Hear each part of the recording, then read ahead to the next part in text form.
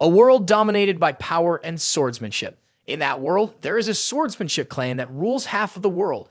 They are the Runcandel family, a prestigious swordsmanship clan with all members born with extraordinary strength, physicality, and talent. Alongside their extraordinary courage, they have ruled the world for a long time. Fight, conquer, and dominate. These three aspects describe this clan completely. This is also where our main character is born, Jin Runcandel, the youngest son of the esteemed Runcandel family. From a young age, during the clan's traditional selection ceremony, where the destinies of children are decided, Jin chose for himself the sword of the head of the family, the sword of the founder, and the symbol of Runcandel, destined to lead this clan. Jin's father, the greatest swordsman of the clan, was very pleased and looked forward to this. It was thought that Jin's life would be filled with success and fame, but then his life turned a new page.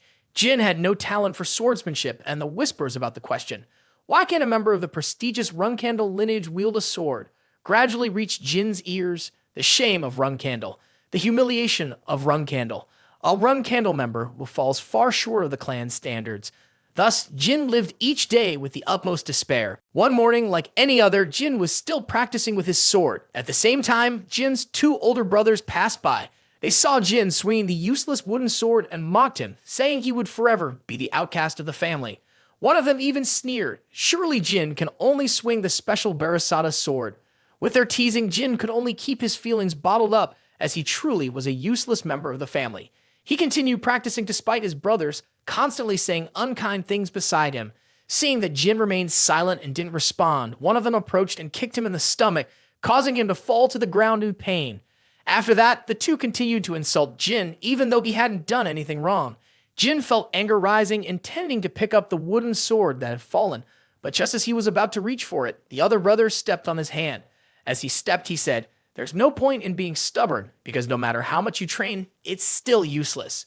Ignoring those words, Jin remained stubborn, wanting to reclaim his sword. At that moment, the other brother noticed a book on him, which was the basic swordsmanship theory. He couldn't help but laugh and said, "I didn't expect anyone from the Runcandel family to need this kind of nonsense." The other brother added a few more words, saying, "That is why weaklings like Jin should not be given opportunities." At the same time, he forcefully broke the wooden sword, ignoring Jin's pleading eyes. After finishing, the two brothers were about to leave when Jin boldly said, "You two can't do that." That gave them another excuse to beat him up once more, not forgetting to mock him. "Is that all that wet nurse Gilly taught you?" Jin was very angry to hear that, as wet nurse was the only one who treated him well in this house. But he could only endure the blows from his two brothers, as the gap between them was just too vast. The days of being bullied by his brothers or the rumors about that non-existent talent were all just fanciful things, because Jin knew that if he tried hard enough, he could achieve something.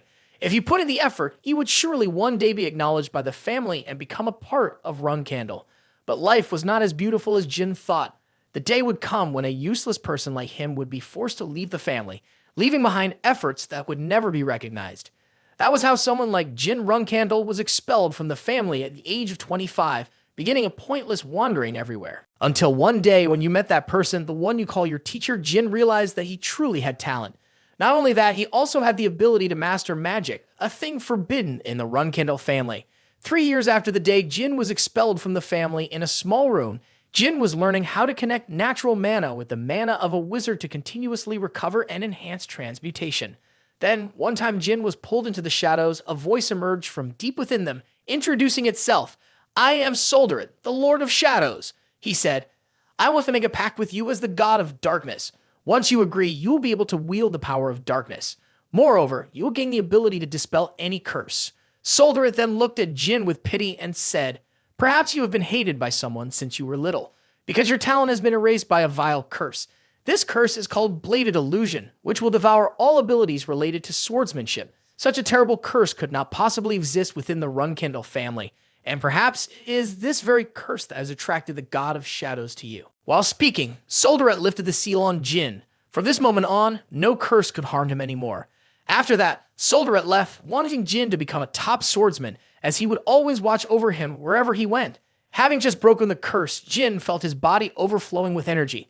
He took his sword outside and swung it a few times. Indeed, he could feel his progress with each swing of the sword. Now the most pathetic fool of the Runcandel clan would be no more, replaced instead by Jin Runcandel, who would become a master swordsman in the future. Moreover, with the combination of magic into the sword, all existence would be obliterated. At the same time, in a nearby forest, a group of people was observing Jin and realized he had gained superior power. Thus that night, Jin Runcandel was assassinated while he was still asleep. Jin did not understand why his fate ended up like this. He had not even once tried to use the power that Soldaret had given him. If his end was here, then why was he granted such an opportunity? Jin Runcandel's eyes gradually closed with countless questions of why. And then suddenly Jin opened his eyes, and before him were the members of his family. This was the place where the ritual chose swords for the children of the Runcandel family. White nurse Gilly smiled nearby, looking at Jin. This made him even more confused, not understanding what was happening. Then finally, Jin looked at his special sword, Barasada, the sword of the head of the family. At that moment, Jin realized that perhaps his opportunity was to return to this moment, where he would complete a completely new life. By going back to the past and becoming Jin Runcandel at the age of 1, the youngest heir of the Runcandel family once again approached the sword. Jin chose the head of the family's sword, promising that this time he would definitely shape his life in his own way. When Jin's hand touched the Barasada sword, all surprised eyes turned toward him. Only one person was satisfied with this outcome, the clan leader, the greatest swordsman of the clan, and also Jin's father. After that, he commanded to take Jin to Storm Castle, where Jin would live until he turned 10. 6 years later, at Storm Castle, on a rainy and windy day, Jin was still searching for books on swordsmanship. He thought to himself, there are still 3 years left to live here. How boring. At that moment, he heard the scream of a servant from his room. In the next room, she discovered a dead bird in young master's room. Jin knew that the only ones who could do this at Storm Castle were his older brothers. At the same time, 2 of his brothers appeared and seemed disappointed that they couldn't see the frightened face of Jin. One was Daytona Runcandel, 9 years old, the 11th son among the 13 siblings of the Runcandel family, and Haytona Runcandel, 9 years old, the 12th son of the Runcandel family.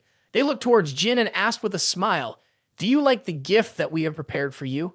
Jin remained silent and held the little bird. He remembered that in his previous life, these 2 brothers became notorious killers when they became pioneers, but now, at just 9 years old, they were capable of doing this just to provoke him. It was truly disgusting. Seeing that Jin still wouldn't talk, the 2 brothers assumed he had chosen the path of the clan leader and looked down on them. One said, "Choosing to be the clan leader, huh? Let's see your strength then."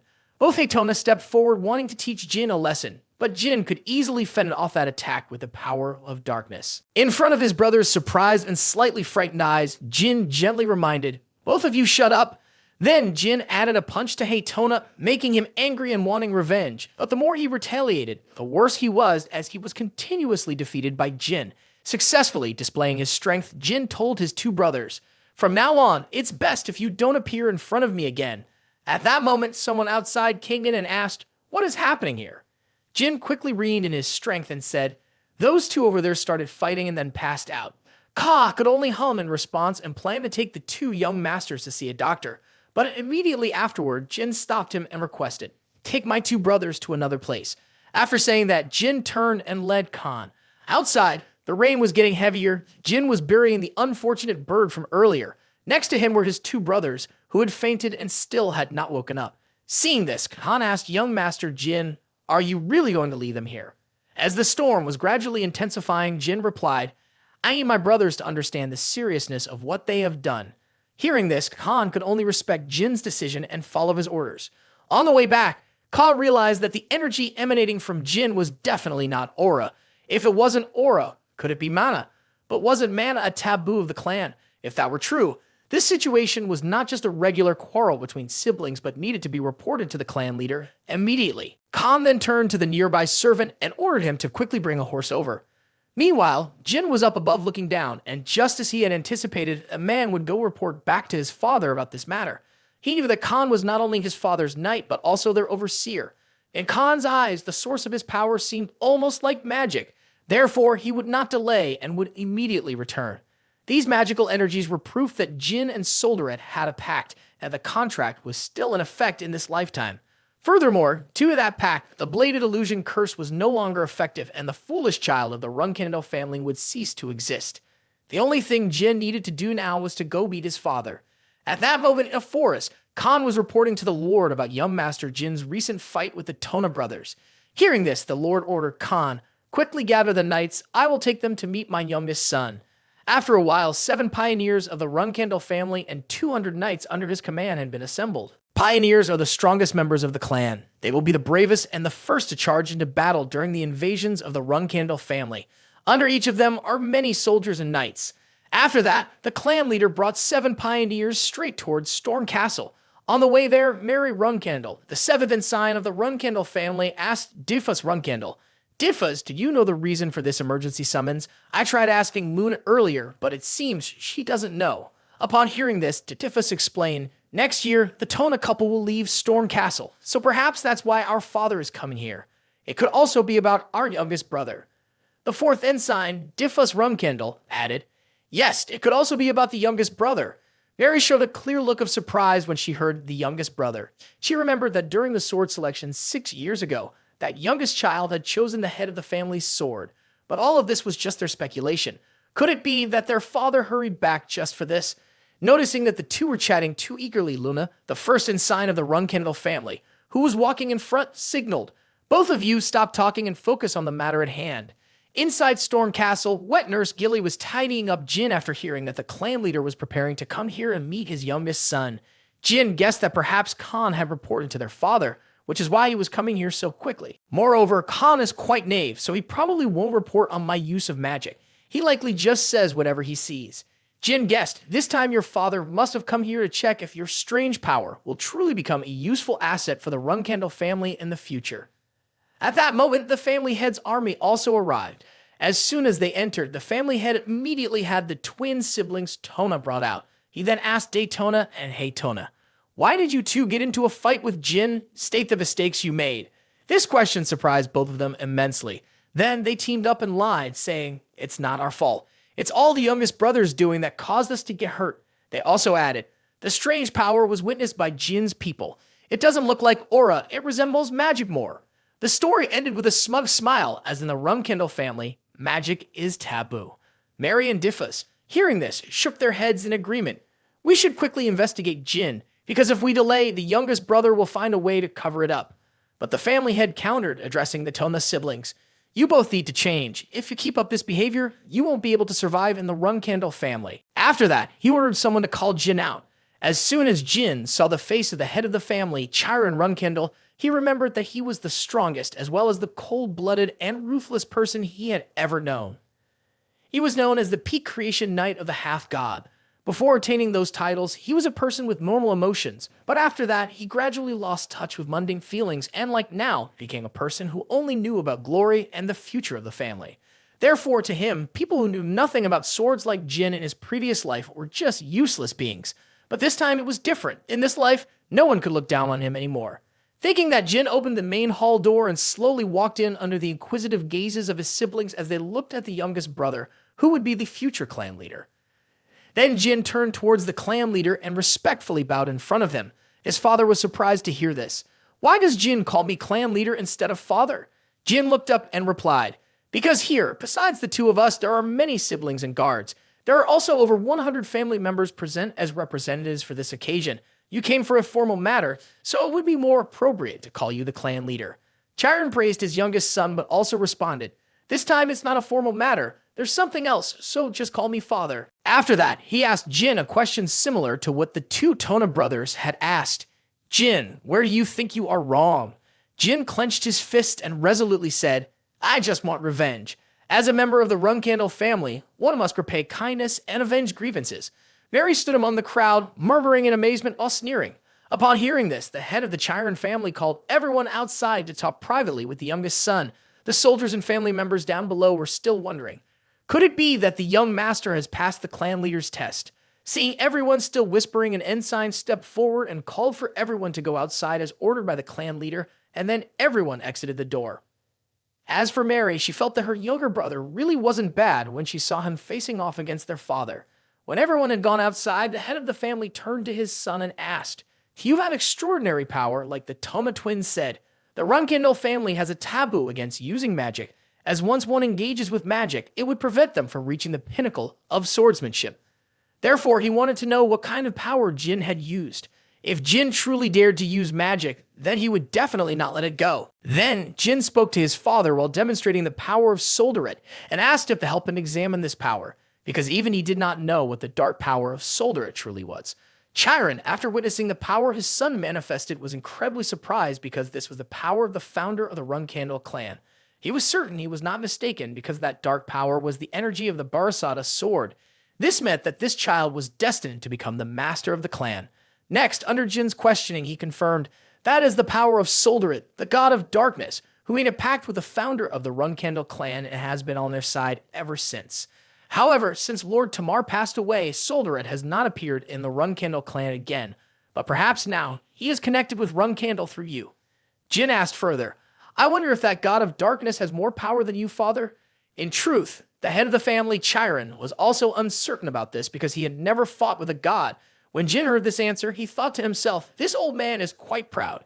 At that moment, his father rubbed his hand on his head and asked back, with that power, how do you want to use it? And of course, not wanting to disappoint the old man, Jin answered clearly that he wanted to use this dark power to serve the family. The head of the Chiron family laughed heartily at this and said, this is the most ridiculous statement I have ever heard. It was clear that earlier, Jin had beaten his brothers and thrown them into the storm, yet he dared to say it was for the family. The old man then asked him to express his true feelings. After some hesitation, Jin finally spoke. I will use this power for myself. Surprisingly, the old man appreciated this honest answer. After that, he left, reminding Jin, from today onward, I will watch you closely, so be mindful of your actions. Once his father had left, Jin breathed a sigh of relief, knowing he had safely passed this ordeal. Moreover, as previously mentioned, he could freely use the dark power. This was an unexpected success. This life is indeed a world apart from the previous one. Before leaving with his father, Mary turned back and gave Jin a gift. After handing over the item, Mary also reminded Jin to quickly become stronger before turning to Luna, smiling and continuing on her way. Jin was still puzzled about why it was him, until he opened the gift box and discovered that inside was a phoenix heart. At this moment, he secretly thought, Sister Mary is truly crazy for giving this to a 7-year-old boy. That being said about Mary Runcandel, she is a 6-star knight and the 7th knight of the Runcandel family, often known as Wind Fury. But there is another name that few people know, and that is the Crazy Woman of the Southern Territory. That is the reason Jin received this gift, and what Mary wanted was for Jin to quickly grow stronger and become her rival. If one eats the Phoenix Heart, beyond having fire resistance, it is also considered a necessary potion for a 6-star mage to summon a Phoenix. While thinking about the power of the Phoenix, Gilly is now also bringing in the cooked heart. But before that, of course, the older brothers should reveal themselves from hiding. The Tona brothers heard that Jin was gifted the Phoenix Heart and drooled as they came to sneak a peek. They saw that it was too much for the youngest to eat alone, so they hoped they would get a share. But Jin is not a selfish person, so he could share with them. However, before that, the two needed to do one thing. After a while, we only saw the Tona brothers digging the tunnel beneath Storm Castle. Perhaps this is exactly what Jin wanted. At the seal of Solderit, the two Tona brothers quickly finished digging and returned in a disheveled state. Despite feeling exhausted, hearing that the Phoenix soup was set on the table made the two of them brighten up. However, when they reached the table, they found no bowls of soup at all. There were only 2 spoons. It was truly pathetic. Jin turned to them innocently and said, I only promised to give some, not to specify how much. So the two brothers had to take what little they could get. A moment later, Jin was making his way toward the tunnel he had just seen. After evaluating the situation, he noticed that the thickness of the wall was not very great, so he could use magic to break through it and enter. Jin then used his mana to break the wall, as his mana had been steadily increasing without any outlet, making it the perfect opportunity. Then, with a loud crash, the wall blocking the path was shattered. In front of Jin appeared the secret chamber of the Runcandel family. Next, Jin recited the ancient language that served as the key to opening the door of the chamber, and gradually the door began to open after the incantation. The secret chamber of Runcandel was used to store the secrets of the families they had defeated over the past 1,000 years, and only the pioneers of the Runcandel clan were allowed to enter. Jin recalled in his previous life an elder brother had told him about this room and said, You will never need to know about it, because you will never become a pioneer. But because of that, Jin now knew the key to enter. After that, Jin continued to move deeper and discovered something strange. Before him was a man who was sealed, and on his face were black spots resembling scales. Jin was wondering if this was a person when he suddenly remembered the incantation when entering the room. It contained a line, The child of Runcandel has come to control Mirakan, and if his guess was correct, then what was sleeping here was Black Dragon Mirakan. The legend says that Black Dragon Mirakan was defeated by the first pioneer of the Runcandel clan and sank into a deep sleep. He thought it was just a legend, but now Jin had seen him with his own eyes. After that, Jin put aside his thoughts about Muraken and continued to search for the secretary. While he was searching, it seemed that Muraken was also beginning to wake up. Shortly after, Jin found the room that held the secretaries of all clans. Jin wanted to take a look at the Kunjin clan because they were also a clan of swordsmen. Then there were the clans related to magic and other things. He even wanted to steal some of these books to study, but this would be easily discovered, so he planned to copy them each time he came here. After that, Jin walked to the secret library to read some books. Suddenly, a strange sound came from outside the door. Jin was curious about who could possibly enter the secret library at such a late hour when Black Dragon Muraken stepped through the door. Facing Muraken, Jin was very surprised because in his previous life, he had never heard of Black Dragon's awakening. Jin calmed down and thought, isn't Muraken the guardian dragon of the Runcandel family? If so, I just need to show respect and behave like a child. Then Jin politely greeted the family guardian, but he was met with Muraken's furious laughter when Jin dared to call him a guardian god. After that, Jin received a barrage of scolding from Muraken. Once Muraken vented his anger, he lamented that earlier he had clearly smelled a pleasant scent, but it turned out to be just a child. As he approached Jin, Muraken noticed a dark energy scent emanating from him. Even though the Black Dragon had been asleep for 1,000 years, he still remembered this scent well. Only those with agreements like Tamar have this kind of smell. At this moment, realizing that perhaps Black Dragon was awakened due to the dark energy from himself, Jin devised a bold plan. He unleashed the dark power of Solderit in front of Muraken and asked him to analyze it. As soon as he saw this power, Muraken was stunned for 5 seconds. He did not expect that the millennia-old agreement would be with such a small child. In fact, in the past, Muraken had made a promise to the dark god Solderit, and it seems that now he needs to cooperate with Jin to keep that promise. Muraken said, "You are still too young for me to tell you about that promise, so let me introduce myself first. I am Muraken, the representative of Solderit, his friend and the last descendant of the first dark creature. According to the 1,000-year agreement, from now on, I will accompany you." On Jin's side, he also introduced himself. "I am the 13th son of Chiron, Jin Runcandel, who signed a pact with the dark god." Thus, the two of them became companions from now on. It is said that on Mount Muraken, the place of the Howling Winds, ruled and named after the Black Dragon Muraken long ago. However, around 1,000 years ago, Muraken was defeated in a battle with Tamar. History records that since Tamar died and Storm Castle was destroyed, Muraken has fallen into a deep sleep. However, that is not the truth. Those who sign with the gods will cooperate with a guardian dragon, and Tamar's guardian dragon is Muraken since he signed with Solderit. Now that Muraken has awakened, it means that Jin will have a guardian dragon of his own. The next morning, Jin arrived at the hideout, brought food for Muraken, and planned to stay here for the next few days. Jin continuously asked about the things he was curious about, but it seemed that Muraken only focused on the strawberry pastries he brought. Seeing Jin pull out a pile of books to take notes, Muraken appeared surprised, as it was rare to see a child his age doing such a thing.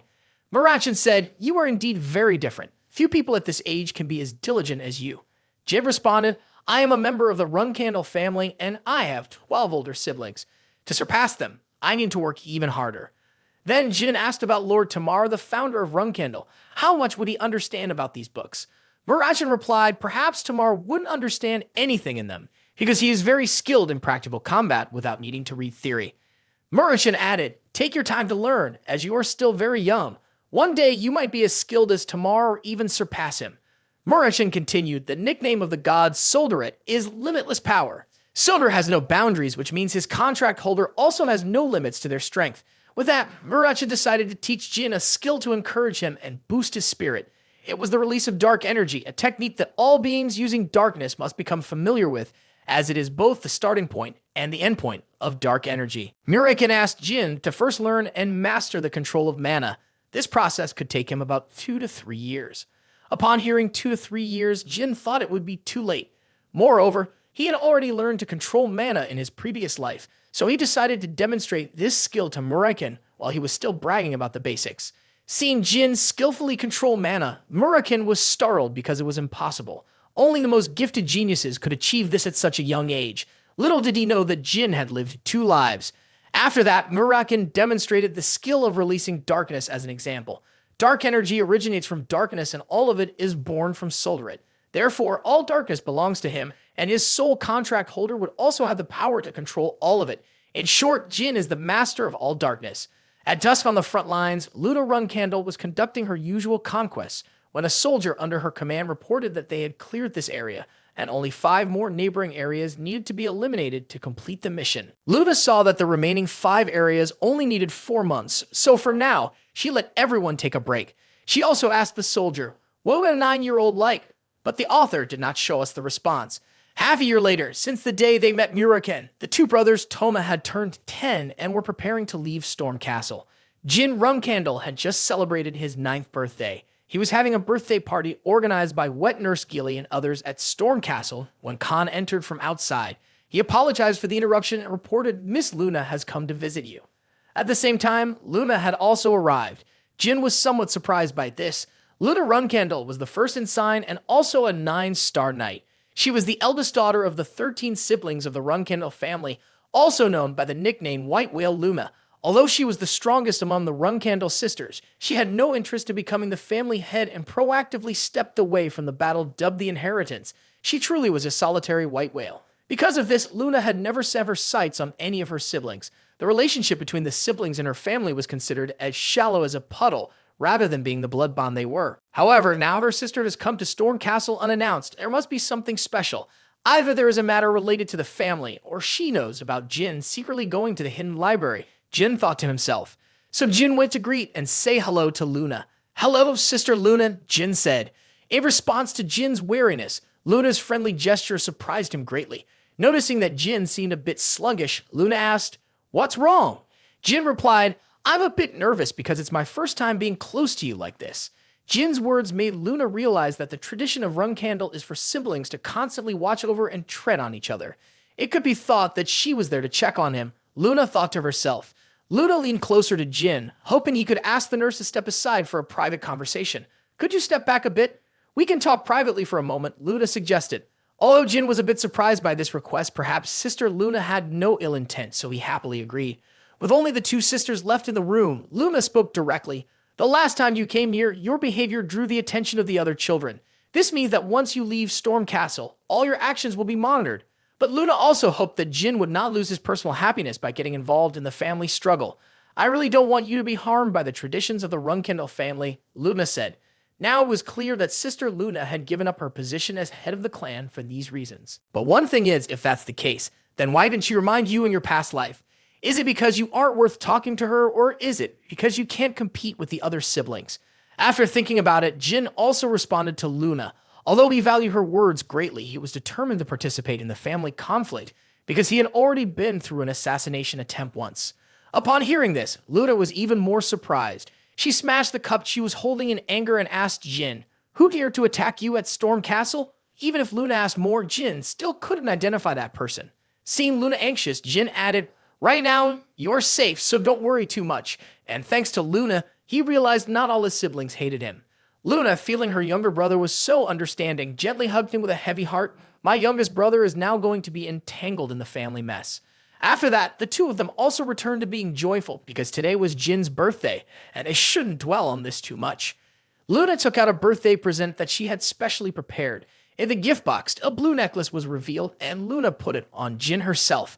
While fastening it, Luna advised her brother, "Whenever you encounter difficulties that you cannot resolve on your own, you can break the green gem on this necklace. At that time, no matter where you are, I will be there." Finally, the time came for Luna to leave. Jin gently said goodbye to his sister and then went to the secret chamber where Muroken was.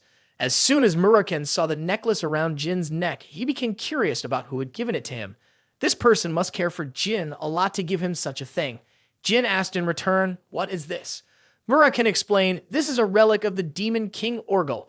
Over 1,000 years ago, countless people risked their lives just to obtain one of his relics. And of course, along with its rarity come miraculous properties. It grants the wearer resistance to magic attacks from 5 stars and below, as well as enhances the magical power of the wearer. Moreover, it also has the ability to summon." Seeing that Muroken knew so much about it, Jin wanted to know why. "So how do you know so much about it?" Muroken replied, "Because Organ was from the same era as me." Additionally, Muroken was aware that Jin had just received this from a powerful energy source that had arrived. Jin was surprised because they were far from the main hall, and perhaps Sister Luna had sensed the energy on Muroken as well. Seeing him panic, Muroken then opened a pastry and explained, "If your sister gave you such a precious gift, there's no way she would report on me and leave you to die here." Jin recalled the words spoken as his sister left. "My dear younger brother, no matter what you do, No matter what you become, I will always stand by your side. The time Jin considered boring at Storm Castle actually brought him many things. From his father's recognition, Mary's Phoenix Heart, his relationship with his sister Luna, to even his encounter with Black Dragon Murokan, these were things he never dared to dream of in his previous life. Time passed quickly and it was almost time for Jin to turn 10 and enter the main castle. One morning at Storm Castle, just like any other day, Jin was practicing martial arts with Khan. Each of Jin's moves, though still novice, was no less impressive than Khan's seasoned expertise. Just as Khan had hoped, Jin was indeed the most favored child of the master. It was as if young master Jin was the one assessing Khan's teaching methods. A sense of strength and dignity radiated from his gaze. After a while, the two finished their training for the day. Khan, as usual, expressed his gratitude for Jin allowing him to teach. It was the greatest honor of his life to have the privilege of coaching him up to now. Before long, when Jin left Storm Castle, Khan promised to give his all in teaching him the best. Jin saw Khan like that and smiled, thanking him for his kindness. After training, Jin went into the room to play with fire. After eating the Phoenix Heart, his body gradually began to gain a strong amount of mana and was no longer affected by ordinary fire. Wet Nurse Gilly was surprised to see him playing with fire. Does the young master not feel hot at all? Indeed, Jin did not feel hot. It felt like he was soaking in warm water. At this point, he had absorbed half of the medicinal power and would absorb the rest in the coming years. At the same time, the wet nurse was also preparing things for the next day. Jin would leave the castle and head to the main castle. Then she noticed some strange books on his bed and asked, "Should I take these with me?" Jin said, "Just pack them up. I'll read them later." After tidying up, Gilly went to make strawberry cakes for the young master's snack. When she mentioned strawberry cakes, Jin suddenly remembered Murokan. He hurried to the secret library. Jin asked Murokan, "How will you accompany me?" But Murokan responded with a clown-like laugh. He proudly stated that although he was weaker now compared to 1,000 years ago, these matters were simple. Murokan would take a path that no one would notice. Jin was worried about Murokan's weakening power, but he assured that it would gradually recover. Moreover, in the future, Jin would also become stronger than me because the Black Dragon is your guardian. So you should hurry up and become a magical swordsman like Tamar. Upon hearing this, Jin wondered clearly the Runcandel clan strictly prohibits magic. So why is the founder Tamar a magical swordsman? Earlier, Jin had heard from Solderit that the Runcandel clan originally came from a clan of magical swordsmen, and Tamar Runcandel, the founder of the clan, was the strongest magical swordsman in history. But now, almost no one knows this truth anymore. Murokan added, "The reason the Runcandel clan abandoned magic and pursued swordsmanship is due to an oath established 1,000 years ago. If it were 1,000 years ago, the one who made the pact with the dark god and black dragon Murokan would be greatly revered. But now it's different. Perhaps the people of Runcandel don't care for them anymore. So this time out, Murokan will definitely hide well. As for whether someone would discover this secret library, Murokan would create an illusion here, although it wouldn't last long since his power has weakened." Hearing Murokan's plan, Jin felt somewhat relieved. He then thanked him and gave him a few special gifts. What Murokan liked the most was nothing other than strawberry cake and strawberry wine. That night, the two enjoyed one last hearty feast at Storm Castle before moving. The next day, Wet Nurse Gilly, before leaving, was giving her final advice. The main castle will be much busier and harsher than this place, so please be careful. And of course, Jin reassured her and put her mind at ease. At the same time, two knights, Jiro and Holtz, also arrived. They were the ones who would escort the young master to the main castle, and Jin's new life was about to begin. On October 30, 1790, Jin finally left Storm Castle to head to the Runcandel's main estate. The Garden of Swords, after a while, started to see heavier snowfall.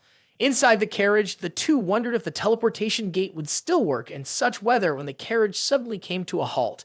Outside, the guard announced that there was an ambush ahead, so the two should stay in the carriage. Gilly said, "Jerome and Holtz are both 7-star guards, so you don't need to worry too much. Besides, I'm here too." Outside, the enemies numbered about 20 and were all 7-star or lower, so there was nothing to worry about. Suddenly remembering something, Jin asked Gilly to quickly get out of the carriage with him.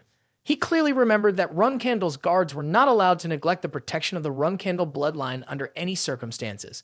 One of those two should have been here to protect them. This meant that one of them must have betrayed or been impersonated. Jin guessed that there must be signs of weapons in this carriage, so they needed to leave quickly. Hearing the danger in the young master's words, Gilly immediately switched to combat mode and protected Jin as a member of Runcandel.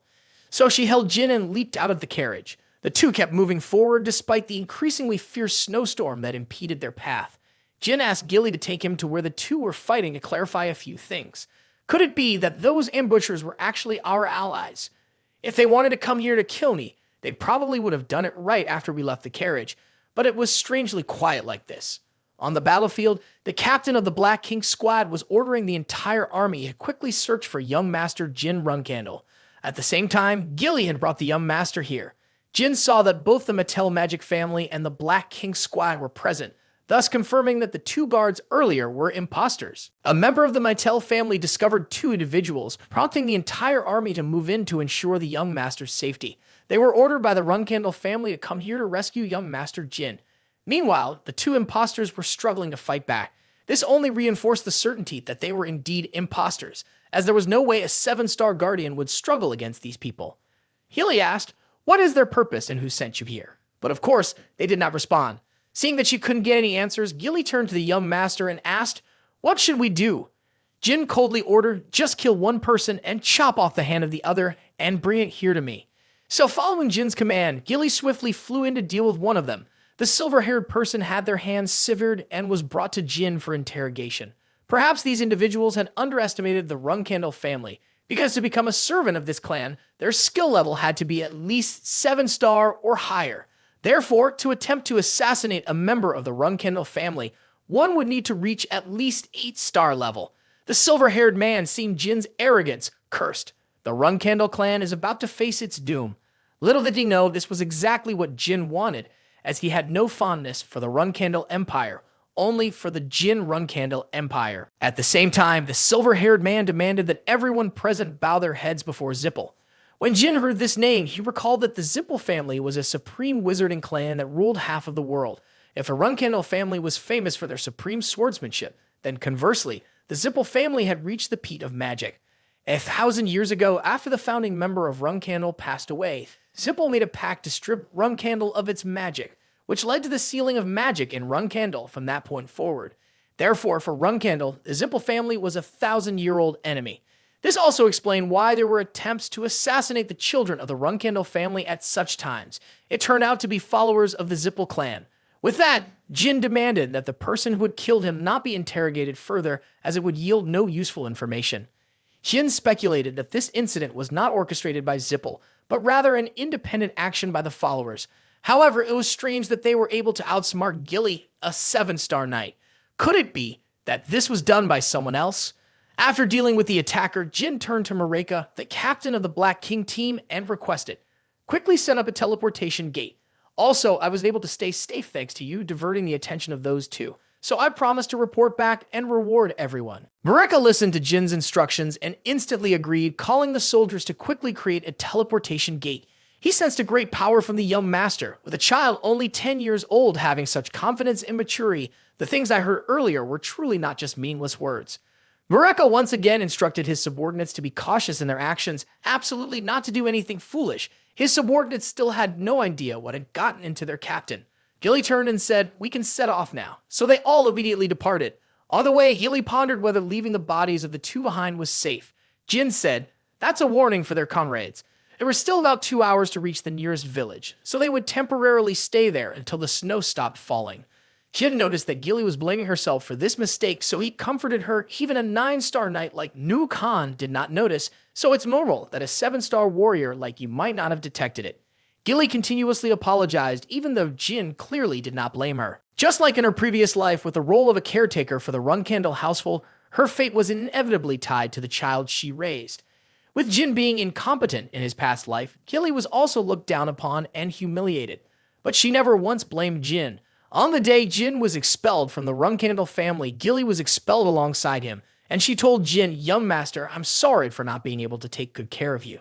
She was the one who always treated him well in this family. So now Jin really didn't want to make things hard for someone who had always been by his side. But at that moment, the other country and Gilly needed to strengthen her resolve. Thus, Jin turned to lecture Gilly with a series of moral lessons. If you constantly blame yourself for such small things, you won't be able to be a caretaker and accompany me in the future. So I don't want to see you in this state again.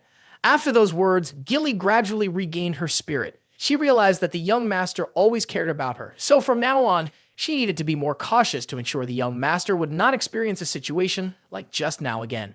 Seeing Gilly like this gave Jin some relief. 2 hours passed and everyone had arrived at an inn in the village. While Reika was checking in, Jin thought about the two disguise guards from earlier. With that perfect disguise, only one person could have done it, and that was the shape-shifting wizard Bubear Gaston.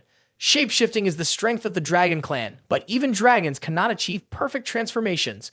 Only Bubear exists as the sole being capable of creating that perfect disguise. He has used this ability to impersonate others and commit various crimes to cause chaos in a world. If Jin's guess is correct and Bubear is involved in this, things will become very troublesome. Although he has not done anything too terrible yet, who knows what will happen tomorrow in the past when Jin turns 20 and Bubear will be captured by the Bemin special agents. If he could bring him over to his side, it would be very useful, but the problem is there is no reason to invite him to join. After a long day filled with thoughts, Jin fell asleep without even realizing it. After a while, he heard mewing noises coming from the window. The sound woke Jin up, and he realized that this cat was very unusual. Indeed, it was Muraken, who had said he would secretly follow him. As soon as Muraken was let in, he suddenly became angry for being mocked. But he forgot he was just a supporting character, so he hit his head on the wall due to the floor. Hearing the noise, Gilly rushed in from outside and saw a stranger near her young master. She was determined to confront the stranger this time, regardless of the outcome. Just as Muraken was about to be transformed, fortunately, Jin intervened in time. Upon hearing the familiar name Gilly, Muraken remembered his little strawberry cake. He quickly put on his handsome demeanor, wanting to enjoy strawberry cakes for a lifetime. From a distance, only Jin watched this scene, unsure whether to laugh or cry. After enough teasing, Jin introduced Gilly. This is Black Dragon Muraken, the guardian god of the Runcandel family. Then he turned to introduce Gilly to the other person. Gilly realized she had made a big mistake with the guardian god and bowed her head to apologize. However, being the little strawberry cake she was, Muraken would overlook everything. Gilly questioned, "Why does Lord Muraken keep calling me little strawberry cake?" The reason was that she was both wonderful and beautiful, and made perfect strawberry cakes. Gilly now understood why the young master requested strawberry cakes every day. After that, the three of them sat down so Jin could slowly explain everything. First, about how he could use magic, then the contract with Solderit, and now a dragon. Gilly was not upset that the young master she always served had not informed her of anything, but rather surprised and happy for him. In short, she was now part of the group, and needed to keep the awakening of Muraken with the family a secret. But it didn't matter, as Gilly also had a black dragon to protect her. At that moment, Gilly began to wonder if the noise made when Lord Muraken transformed had stopped. She hoped he would be more careful during his next transformation, but it turned out that he had simply fallen and hit his face, not due to the transformation itself, so this dragon lost a point of prestige in the eyes of Jin and Gilly. A few hours later, everyone had arrived at the teleportation gate after the blizzard had subsided. Gilly said, "Thank you, Captain Black King, for your efforts throughout the protection process, and I'm sure that in a few days, your entire team will be generously rewarded." As for Mareka, he looked forward even more to seeing the future that young master Jin Runcandel would create, the one Gilly had taken care of. Additionally, he had a question about why someone with extraordinary talent like Gilly would leave the Cloran clan to become a caretaker for young master Runcandel. Gilly turned back inside without answering the previous question. Seeing this, the captain didn't push her further and quickly apologized. "I'm sorry for the rude question earlier." And so everyone said goodbye to Team Black King and moved on to the inspection area of the Mytel teleportation gate. After checking the ID, when seeing a person from the Runcandel family, of course, that person would be a VIP guest and would be seated in the highest class seats. However, at the moment, Jin probably needs to wait another 2 hours before reaching his destination. While waiting, Gilly said to Jin, "It is very likely that Muraken will be exposed, and as a servant, I am extremely worried about the young master's safety." Jin simply replied, "Don't worry, I will do my best to hide the magic and the situation with Muraken. I hope that puts your mind at ease to some extent." At the same time, while the two were talking, others also entered. The coat of the other person bore the royal dragon emblem, none other than the Zippel family, the 1,000-year enemy of Runcandel. Jin recognized the person across from him as very familiar, but temporarily, he could not remember who it was. While he was thinking, the person across the way sarcastically said, "Perhaps it's not a good idea to go to Hugh Fester today, because you might encounter some annoying rats there." He then became interested in the black cat that Muraken had transformed into. Planning to pet the little creature, Muraken unleashed his anger on Jin's behalf, startling the Zippel youth. With the authority of the young master Zippel, he demanded that the guards show respect in front of the Runcandel family. Drawing a sword in front of the Runcandel clan was no laughing matter. He then thought to himself that his previous actions were just meant to tease the Runcandel, but he did not expect that the other person would not react. He guessed that this was the youngest son of the Runcandel family. Quite calm. Thinking so, he stood up and introduced himself. I am Varadin Zippel. I would like to apologize for the discourteousness a few moments ago. Jin recalled this name from his past life. He was a genius mage, the one with the highest potential to inherit the Zippel clan, and an ideal role model for young mages. He had both skill and charisma. Jin had once thought that this person would far surpass him in the skills of a mage, but he never expected to meet him at the same age like this. After that, Jin introduced himself and wondered what kind of person Varadin was. It was good to know that the person in front of him was not a fool. In response to Jin's somewhat sarcastic question, Varadin merely smiled awkwardly and asked back, Jin, how do you assess me? Jin calmly replied, although I was just joking, if those two bodyguards drew their swords for real, you might end up going around Hugh Fester without those bodyguards, and you could even lose a few fingers. Varadin waved his hand, indicating that Jin's joke was even more violent than his own before. But do I look like I'm joking right now? Jin retorted sharply, making Varadin turn pale and quickly change the subject. Varadin thought that in the future, when Jin met another Zippel, he shouldn't randomly cut off people's fingers as it would bring pain to both families.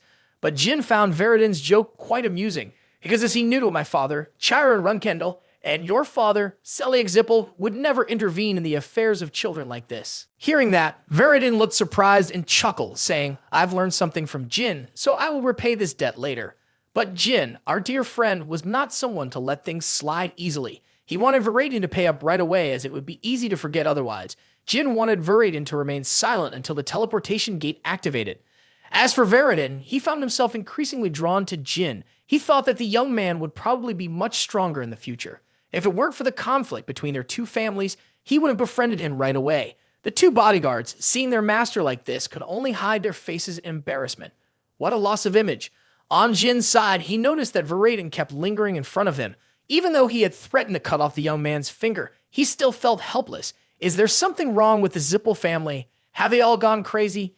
2 hours passed, and the teleportation gate was temporarily opened, allowing everyone to begin their journey to their desired destination. Before leaving, Varadin shouted, Nice to meet you, Jin. See you next time. However, on this side, there was certainly no desire for a next time with that chatty fellow. After some more time, the teleportation was complete. Now before Jin stood the main estate of the Runcandel family. The person before him was the second servant, Pedro. Now Jin would begin his new life in this estate. The main estate of the Runcandel family known as the Garden of Swords. Here, those who have contributed to the prosperity of Runcandel will be honored by having their swords planted in this garden. In other words, this place is a symbol, a dream, and an honor for all members of Runcandel. Jin of the past was a weak and talentless person, a man who was neither a leader nor intelligent, and even more foolish to think that simply trying would change everything. He promised himself this time, in this priceless place, he would live a more meaningful life than anyone else. Upon entering, Jin was greeted by his father and siblings. The woman known as the Black Panther, Rosa Runcandel, the matriarch of the Runcandel family, spoke to her youngest son with a probing expression. Meanwhile, the gaze of the black cat Muraken clashed with the head of the household, Chiron. He asked, Did you find it? Jin replied, I have adopted it, father. This subtle response was a big plus for Chiron. Indeed, for the Runcandels, when receiving something, this was the satisfactory answer. Rosa Runcandel bent down to pet Muraken and asked, Son, do you know what this little one's name is? Jin replied, Its name is Butterfly Runcandel, mother. This surprised her greatly, and of course, the other siblings were equally astonished because Jin dared to add the Runcandel surname to the name of his pet. They turned to scold Wet Nurse Gilly. How did you teach Jin like this? Until the head of the family, Chiron, stepped in to call for order. He asked the youngest, Why did you add the Runcandel surname to this cat? Jin replied, By doing that, I will take responsibility for it. Although it is just an animal, it is the first life I have taken in, so I think its name should have value. Hearing this answer, Chiron was even more surprised, but he asked Jin again, Do you understand the weight of the name Runcandel and what it means? Jin, of course, understood better than anyone. If someone slandered Butterfly, it would be him who would pay the price. Chiron, hearing this, pointed at him and said, It seems you have a talent for making enemies, and then pointed toward the older siblings who were staring at him. That may be true, but I also have a talent for destroying enemies, father, Jin replied calmly. Chiron, upon hearing this, laughed so hard he almost burst, pleased to have such a son, and then left while advising the other siblings. You should be worried if you want to deal with this impudent younger brother of yours. 4 years passed in the blink of an eye. One early summer day in 1794, Jin was now 14 years old and a 2-star lower knight of the Runcandel family. He was discussing today's training plans with another person. He requested that today's training end here because the young master had an appointment with Miss Luna. This is Garan Altimer, a lower instructor from the Runcandel Guard cadet team. All right, I'll go grab something to eat, Jin replied.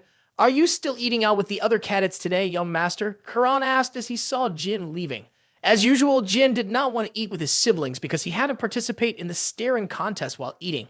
Although the lady was not pleased with Jin's behavior, she had no choice but to report to him. Waiting for his meal, a low-ranking guard cadet named Belopschmitz brought food for Jin and greeted him. Hello, young master Jin. I have brought food for you, Belop said. Belopschmitz, 13 years old, is a commoner. After failing the training exam, he was facing a prospect of being stripped of his cadet status and being dismissed. Despite this, he always felt grateful to the Runcandel family. Thanks to them, he gets to eat these delicious dishes, and especially young master Jin, who always shares meat with him. Jin found Belop's words excessive and told him to stop. Clearly, he had said something similar the day before. Jin reminded him. Then Jin offered him some advice. Belop, you should be more mature and live with confidence. You are a guard cadet of Runcandel, and that way, no one will dare to look down on you. But Belop remained too naive, unhesitatingly saying that he had caught the attention of Jin's family. But how did someone like me, who is now taught by a swordsmanship master, end up becoming an imperial loyal dog? Belop asked, his eyes filled with confusion. When he heard the news that Belop became a royal guard and soon after committed suicide, Jin was heartbroken. This time, Jin was determined not to abandon Belop and ensure that he wouldn't be expelled from Runcandel and wouldn't become someone like in his previous life. Just once living like a dog and then dying was already more than enough. Jin reassured himself. On the way to meet the eldest sister, Jin was silently calculating the paths to become a supreme master. At this rate, I can achieve 3-star swordsmanship in 2 years. Meanwhile, outside in the yard, Luna was waiting. She asked the youngest brother, use a different method to defend against the attack similar to yours yesterday. Jin, look with your inner eye. So Jin closed his eyes and began to feel. This was a type of training he had never heard of before. Look with the eye of your soul. For those who live to sharpen their swords, having the eye of the soul is more important than anything. Luna continuously reminded Jin, normally, the eye of the soul of a swordsman is only achieved at a level above 7 stars, but now she was teaching him when he was only a 2-star knight. Moreover, a normal eye of the soul is achieved by dispersing aura, but since Jin could not execute it during training, he found it even harder to understand. However, in any case, everything that Sister Luna did was good for him, so he chose to trust her. The only thing to do now is to focus on training, and one day he would understand this exercise. After a while, Luna concluded the session. You did really well today. You can go back now. Luna felt that her youngest sibling always performed very well, exceeding even her expectations. With that potential and focus, Luna was sure Jin would fully understand it in the coming years. On this side, all the cadets were gathering for the test. This battle would account for a significant portion of their overall score, and was also a shortcut to becoming a Knight Protector, so everyone was quite anxious. Moreover, today was an important day for Jin because Lady Rosa said that if he defeated 10 opponents of a higher level today, he would be allowed to join the intermediate class at the beginning of next year. Jin glanced over at Belop and saw him trembling with anxiety, knowing that with Jin's help, he should be more confident. At the same time, Garan announced the format of the competition. Everyone would fight 3 times and change partners each time. The top 10 would compete one-on-one with young Master Jin. And so, everyone was divided into groups and started to clash. As Jin stood outside observing, he noticed that these individuals had quite good skills. Clearly, their title of trainee was well-deserved. After a long time of fighting, the strongest contenders were identified. Garan instructed those not chosen to return to their spots and turned to Jin, telling him to prepare. Thus, Jin began a fight against the 10 strongest here. Another period of time passed, and at this point, Jin had defeated 8 opponents and only had 2 more to meet his goal. But to accomplish this, the person he needed to pay attention to was Mesa Milcano. She was a noble who would become a Knight Protector after passing all the training processes in the future. Today, I will defeat you at all costs, Mesa said as she stepped forward. Jin responded with a look of anticipation. Today's match against Mesa was the most important part of this test. Clearly, Mesa was stronger than before, but not to the point that Jin couldn't defeat her. Jin decided to use simple attacks in response. Even though Mesa brought all of her skills to bear, it still surprised her greatly. Mesa guessed that he was intentionally acting this way, but why? Could it be that young Master Jin was underestimating her or thought she couldn't defeat him? Seeing Jin's opening, Mesa immediately attacked that spot and told herself that this time she would not be pushed down again and would defeat the young master. Mesa leaped up to deliver a finishing blow to Jin, but unexpectedly, he easily deflected it, simultaneously breaking Mesa's wooden sword in half. Before she could comprehend what was happening, Jin's sword was pointed at her neck. Thus, the winner of this match was still Jin Runcandel. Misa couldn't believe that Jin had struck the same spot on her sword with those simple attacks. Although the strength and stamina of both were equal, he had won through strategy and precision. Even so, she promised that next time she would definitely defeat the young master. The next match went as planned. By defeating the best in Mesa, the other trainees would enter the battle with the mindset that they would lose if they fought directly. Then, the 10th trainee was also defeated. Garon outside congratulated the young master and announced that he would be trained by a true Runcandel bodyguard in the mid-tier route next year. Just as Goron called for everyone to prepare to disperse, Jin unexpectedly stopped them. He wanted to fight one more person, and that was Bellup Schmitz. Bellup flinched when he heard his name come from the young master's mouth. How could it be possible that the young master, having defeated 10 trainees, would want to fight a useless person like him? Bellup, you cannot survive in Runcandel like this. Jin pointed his sword in that direction and said, "Come up, step forward, and fight me. I will defeat you." With trembling steps, Bellup moved towards Jin, his mind filled with questions. Why did the young master choose me? Is it because I am weak, so I can help and strengthen the military discipline? At that moment, Jin called out to Bellup. He said he had just fought against 10 people and was still quite tired, but you seem to be doing fine. These words directly made the surrounding interns laugh, and Bellup felt embarrassed. Without waiting for Bellup to respond, Jin added, "I am still stronger than many people. That's why I want to fight you." This surprised Bellup immensely, as he did not think the young master he revered was like this. Having said that, Jin rushed towards Bellup with all his strength, but Bellup managed to withstand the blow temporarily and asked, "Why has the young master become like this?"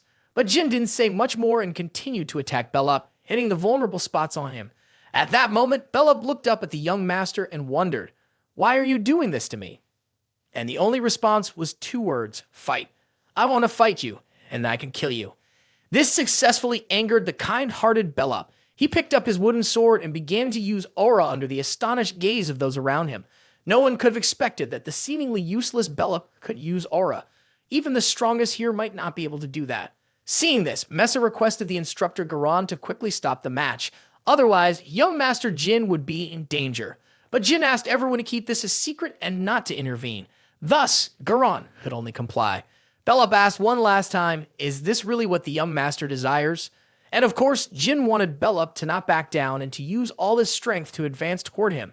So Bellup raised his sword infused with aura and shouted loudly, "If the young master wants to fight, then the person you should seek first is me, not those 10 others." Jin used his sword to block the attack, but since he didn't use aura, the sword shattered and he was knocked back. Jin knew that Bellup was very strong, but he didn't expect him to be this powerful. Whenever he fought someone else, he always perceived the skills and strategies of his opponents, and furthermore, he knew how to intentionally lose without injuring himself. But Jin had never guessed that he could use aura at this age. Then the clanging sounds from the clash between the two left a wound on Bellup's hand that surprised him. Bellup quickly found himself pinned down by Jin's unexpected counterattack. Just when he thought he would be killed here, Jin let go and stood up, leaving him utterly puzzled. Bellup had been unable to understand the strange actions of the young master all this time. "Clearly, you wanted to fight me, so should you end the battle? Do you enjoy playing with others like this? Do you see me as someone like that?" Jin replied calmly. "Honestly, provoking someone this way makes me very sad. It hurts me more than you might think." Indeed, Jin didn't understand anything about Bellup and didn't know who he was. But there was one thing that Jin knew: the care one can only possess when they are strong. So a kind person like Bellup cannot survive in this world. Bellup, become stronger to protect this kind heart of yours. A kind heart for me and others as well. And finally, I apologize for doing such things. At the same time, the servants brought food during the break and saw that the training had not yet finished, so they considered leaving. But Jin told them, "Just bring it in, it's okay." This time, Bellup was braver and requested, "Young master, please go get today's meal." And of course, that was what Jin expected. He happily agreed and went to fetch portions for both of them. "Is that why my youngest son said that?" "Yes, chief." Khan was reporting to the clan head Chiron about Jin's recent actions. "I see. The boy is making a choice, isn't he? He intends to protect the weak while ruling through force himself? If that's the case, let him continue. I want to see what he can do." Chiron instructed Khan, "I will give the boy his first mission." In May 1795, Jin was 15 years old and recognized as a 3-star knight. During the first vacation, some students returned home, while others trained on their own to check their progress. When advancing to intermediate level, wooden swords would no longer be used for practice. Instead, real swords that were customized would be used. Therefore, many students commissioned blacksmiths to create personalized swords. Jin was no exception. He was also looking for a sword that suited him in the family's armory. However, unfortunately, Sister Luna wanted to find one for Jin, so the decision now rested in her hands. Jin remembered this day a month ago when Luna had tormented him to insist on getting the sword for herself. Well, it didn't matter. After all, Luna certainly had better judgment than he did, so the chosen sword would probably be suitable. Jin could only console himself. Just as he finished his thought, Luna emerged from the treasure vault carrying a gigantic sword, which struck Jin like a huge question mark. What could it be that he had misjudged her? Luna looked at her brother confidently and said, "This sword is called Veil Slaughter. I used it a lot during my youth. It was a large, sharp sword with no flaws to be seen. This must be the original form of Crantel that I once wielded." After saying that, Luna finally turned to Jin and asked, "Do you like the sword I chose?" Faced with this awkward question, Jin was racking his brain to come up with an answer, but the truth was that he didn't feel it suited him very well. Hearing this, Luna wore a sad expression because she had put so much effort into selecting a sword for her brother. Then Luna led Jin into the vault. She wanted a sword that only Jin could wield, and this was Luna's choice. Since Jin had chosen Barasada right from the start, this sword was probably the most suitable, because this sword had a direct connection in Barasada, which the first chief had used. Jin picked up the Bradamanite sword and said with delight, "This is indeed the most special sword among thousands of exquisite swords. This is the sword that I told myself I had to have at any cost, and I never expected Sister Luna to choose it for me. Both the Barasada and Bradamanite swords are very suitable for using dark energy. If Jin had chosen this sword by himself, others would have definitely opposed him and forced him to give it up. Jin is very grateful to Sister Luna for choosing this sword for him, because the other siblings all wanted to possess it." When Luna heard this, she felt a little sad thinking that Jin still hadn't let go of his guard with her. She placed her hand on Jin and said, "All our loved ones always strive to bring each other down. They are also the ones who love you unconditionally. So keep that in your heart and don't be sad anymore."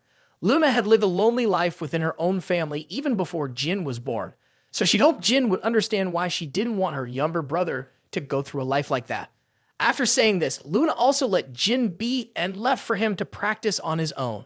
Soon after, Jin returned to his room to show his sword to Murakami. "I thought I was being praised, but who knew Murakami advised me to return it to its original place because Jin had not yet mastered the power of darkness. He said that to use Bradaman, I needed to reach at least 3-star darkness power. But right now, I was just a 2-star kid and I would soon reach 3-star and be able to use it." Hearing this, Murakami slammed the book he was reading shut and angrily said, "You really are an arrogant kid. Listen carefully to what I'm saying, you little brat. Barasada and Bradaman are not 2 swords you can use recklessly. 3-star darkness power is just the minimum level of power required." Then Murakami tapped Jin's head and told him to use some ordinary swords until his darkness power reached 5-star. But as we all know, Jin was an impatient person, so he pushed Murakami's hand away and confidently promised, "In this year, I will definitely reach 5-star darkness power." Murakami became even angrier upon hearing this. It was like talking to a brick wall. "I was saying all this for your own good, and you keep being unreasonable." Seeing the old dragon man berating him, Jin decided to take action. He reached out and grabbed the book Murakami was reading while he was still rambling on. Seeing his favorite story about to be ruined, this time Murakami raised his hands in surrender, no longer daring to speak up. At the same time, Gilly walked in from outside and said, "The guide Garan is looking for the young master. He should have come here himself, but since he needs to summarize the strategy, he requires your presence there."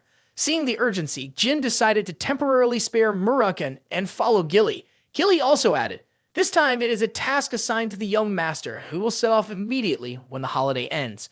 Jin was not surprised to hear this since he is now a 3-star swordsman. Additionally, he had also made quite rapid progress recently, which is why he was entrusted with such a mission. After saying this, Jin told Gilly to stay with Murakami while he went there to see what was going on. A little later, Jin arrived and saw others studying the map in preparation for the mission. Besides him, there were also 10 beginner trainees who would be participating. Garan clearly stated the strategy. Everyone will be divided into 2 teams to carry out the search mission in the southern area near the Jin Empire border. The Jin Empire is close to the monster territory and the lair of the White Wolf clan, making it very dangerous. Jin thought, such missions should not be given to low-level trainees, and the duration would also be shorter than usual. Among the participants was also Bellup, who had inconsistent results. This indicated that only Jin's father could have assigned this mission to test his youngest son.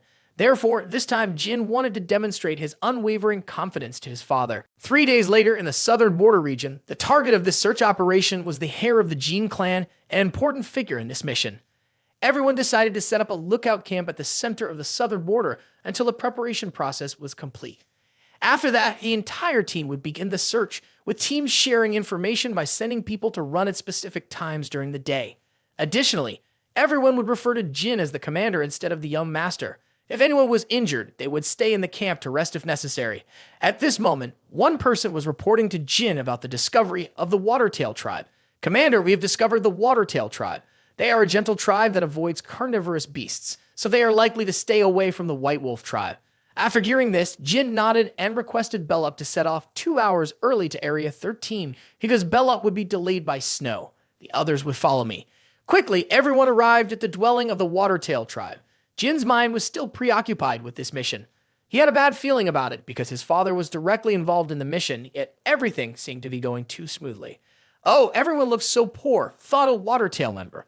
As he spoke, a member of the Watertail tribe handed Jin a fish and told him to eat. It must be said that this tribe looks down on others, Jin thought to himself. Jin looked at the map and thought, outside Area 13 is the land of monsters, so there would be no one else to pose a threat to their group, so there was no need to worry too much. Just as I finished my thoughts, the sound of hurried footsteps approached. It was Bellup returning to report that Team 2 had been ambushed. Then Jin immediately ordered all forces to prepare for movement. Meanwhile, Bellup also added that Team 2 had scattered to avoid the enemy. One member had managed to escape to the lookout station to report the situation. Was it monsters that ambushed them? Jin asked. No, they were ambushed by 3 people. Jin found that a bit illogical, as no one would dare to attack Runcandel with just 3 people. Knowing the situation, Jin called Addington and David to return to the camp to keep watch. The others followed me toward Team 2 to rescue them. After walking for a while, they discovered blood on the snow. Seeing this, Bellup became panicked, fearing that Mesa might be in danger since she was also in Team 2. However, based on Jin's assessment, the bloodstains were still fresh and there were no signs of a struggle nearby. This meant that there had likely been a battle here and Team 2 had fled. From the footprints, it appeared that only one person had ambushed them. At the same time, another found a discarded bandage to the west nearby. It seemed to belong to Fester. So now we know their route of movement. While treating the wounded after being pursued, they were attacked by an ambusher and moved westward. Jin then called Sierra to return and join the group at the camp, while he and Bellup would head west to search. After walking for a while, the two found the second team. They were being suppressed by some ambushers. Additionally, the number of ambushers had increased by 1 compared to the beginning. Bellup, quickly close your eyes for a moment, and after 2 seconds, attack the person on the left, Jin said as he unleashed his dark power. The characteristic of dark power is its sharpness and destructive nature. Jin coated the dagger with dark energy and threw it at a person in front of him, bringing that person down instantly. At the same time, Bellup attacked the nearby enemy as planned while they were still confused. He managed to spot Bellup just in time and was able to withstand a surprise attack. But here we have 2 of us. Jin finished off the other person, turned, and drew his sword toward the individual Bellup was fighting off. With a precise strike, the remaining enemy also knelt before Jin's feet. Seeing that everyone else was temporarily injured but not severely, he felt some relief. However, Mesa had been captured, and the other person was pleading for mercy with a fearful expression. "Are you begging me to spare you? From your perspective, it seems you are the foolish apostles of Zippel. I will give you 2 choices. One is to die peacefully after confessing everything, and the other is to keep your mouth shut and suffer like your teammates." Jin said this while looking at him with a cold gaze. "I will keep my promise because my name is Jin Runcandel. I vow on my family's honor and my own." He heard this and had to confess everything. They belonged to a revolutionary group called Kinzenlo. Kinzenlo is a terrorist organization that operated during the time of Jin's death. The world erupted when they killed King Jin and massacred the people. They proclaimed themselves a revolutionary group. However, the revolution Kinzenlo referred to was to turn their king into the king of the world. Jin asked, do they want to incite a rebellion in the kingdom of Jin by killing the Runcandel soldiers? I'm just a pawn, so I don't know much. I don't even know where their base is, but the group I work with is located at the entrance to the monster land with about 20 soldiers and 4-star mages, he answered hurriedly. As for why they captured Mesta, it was to propagandize and promote the troops of the revolution, he continued. As for the reason, I'm not sure, but true to his word, Jin would give him a quick and merciful death. Then Jin turned to ask everyone, how long has Mesa been captured? An hour has passed since then, they replied. Jin urged everyone to attend to their wounds first and then go call for reinforcements to their hideout. Excuse me, are you really planning to go alone? One of the trainees asked. All of them are 4-star, and there are a total of 20 of them. It would be too dangerous for you to go alone, young master. He suggested, let everyone go with you. It will be safer. That's true, but one soldier has been captured. As the son of the Runcandel family, I can't just do nothing. Besides, I am stronger than you think. So you should obey my orders, Jin replied with a determined gaze. Also, Bella, since all the members of Team 2 are injured now, you need to stay alert and get everyone back safely, Jin instructed. Then Jin quickly headed towards the Beastman territory, hoping that he wouldn't arrive too late. As he ran, Jin thought, my enemies have 24-star members, including warriors and mages.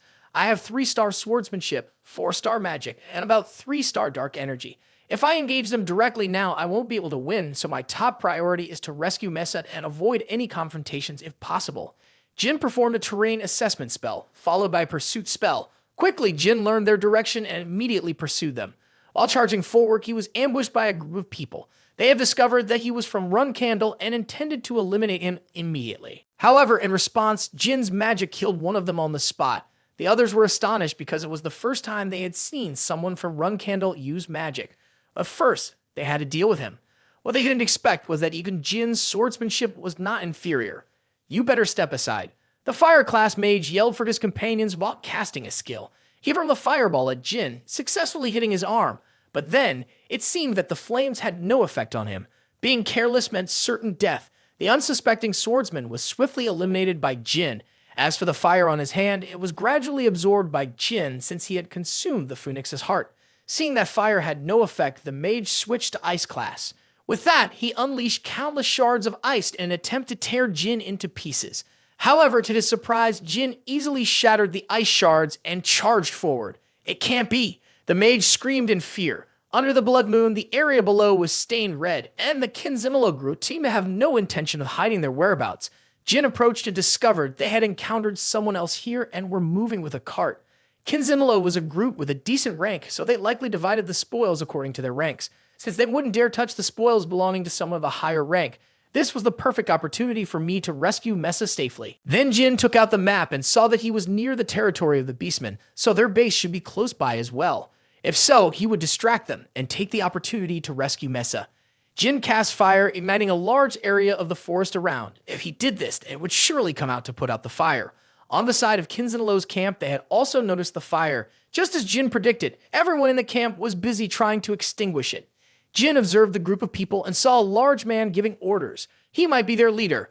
The boss noticed that this fire was unusual, and in such cold weather, the sudden appearance of a fire definitely meant someone had caused it, so he ordered his subordinates to quickly find the culprit. At the same time, Jin was standing right behind the leader while he was giving orders. By the time he realized, it was too late. Jin had taken the key to enter from this man. A while later, Jin was searching through the rooms inside but still hadn't found any clues. Just then, he saw a basement. Indeed, when he went down to the basement, it was where Mesa was kept. She was very surprised to see the young master here. This place is too dangerous. Why are you here? Don't worry about me. Can you escape? Jin replied, asking back. Mesa could walk, but she was sure she couldn't run, she indicated. While Jin was cutting the ropes to help Mesa out, a strong tremor shook from above. Seeing the dangerous situation, Mesa wished for one thing. When faced with real danger, she wanted the young master to leave her and run first. No matter how much Mesa begged, Jin insisted on taking her up first. Above, everything was in ruins and countless Kinzinalo members had perished. This was the work of the Beastmen from the White Wolf tribe. They were crazed warriors who thrived on battle and bloodshed. Mesa urged the young master to run quickly while she would buy some time, but she soon got hit and lost consciousness. The White Wolf turned to Jin and asked, "Are you the one responsible for all of this?" He was asking about the fire. Jin, unafraid, confidently declared, "I am Jin Runcandel, son of Chiron Runcandel." Hearing this, the White Wolf was delighted by Jin's words. "Runcandel, indeed, today is the day I have hunted the most valuable prize." The White Wolf let out a roar of excitement. As it is known, the White Wolf tribe is a famously warlike and bloodthirsty tribe. The least of the adults in the White Wolf tribe is a 6-star warrior. Everyone knows that the White Wolf tribe harbors an extreme hatred for the Runcandel clan. The reason for this is that the first chieftain of Runcandel invited their god, the leader Great White Wolf Javier, to the castle and killed him. Now Jin certainly could not escape from him with Mesa. At the same time, Truca shouted, "I will sacrifice you to Javier so that his soul may rest in peace." Then he turned and gave Jin two choices. One was to have an honorable duel between the two of them, or both of them would be torn apart while fleeing like cowards. Of course, Jin would choose to have an honorable duel with him. Jin spoke while pointing the tip of his sword at him. True to Truca's expectations, Jin was an honorable Runcandel and decided to fight fairly. Truca lifted his hammer and took a stance. He calculated his strike beforehand and then swung. Truca gripped the hammer tightly and charged forward at an astonishing speed, leaving Jin overwhelmed. During the moments of combat, with just one block from Truca, Jin's hand was in pain. It seems this time, Jin had to use all of his strength to hope for victory.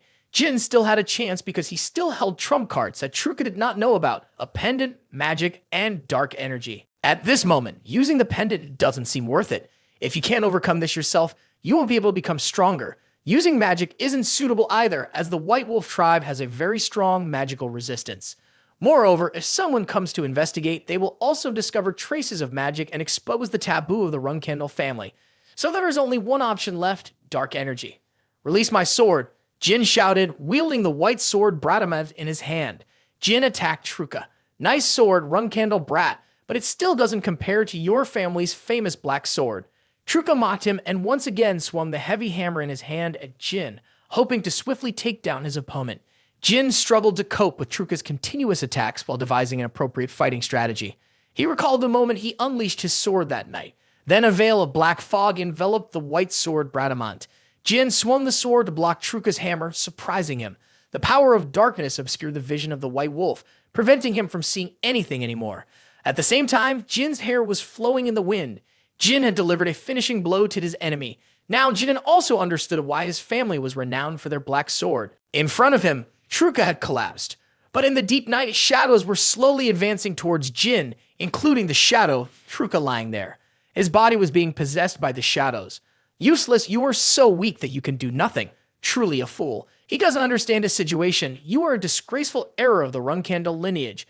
Continuous curses came from them, and finally, a familiar shadow appeared. The shadow of the black dragon Muraken had arrived.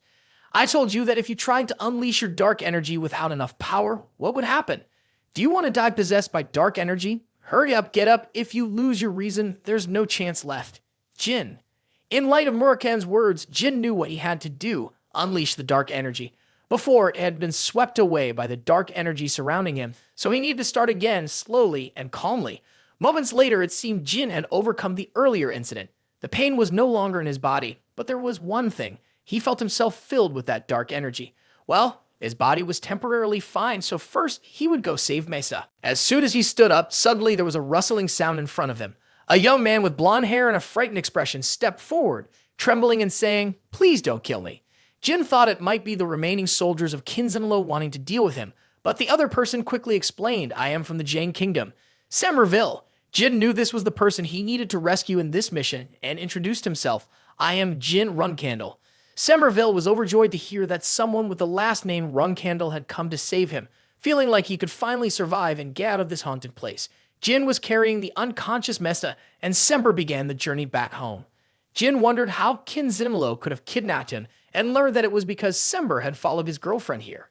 In fact, his girlfriend had been gone for 2 years, but strangely, there was someone who looked exactly like her. Her face, her voice, even every beauty mark. That person had lured Semper to this place. Upon hearing this, Jin immediately thought of one person.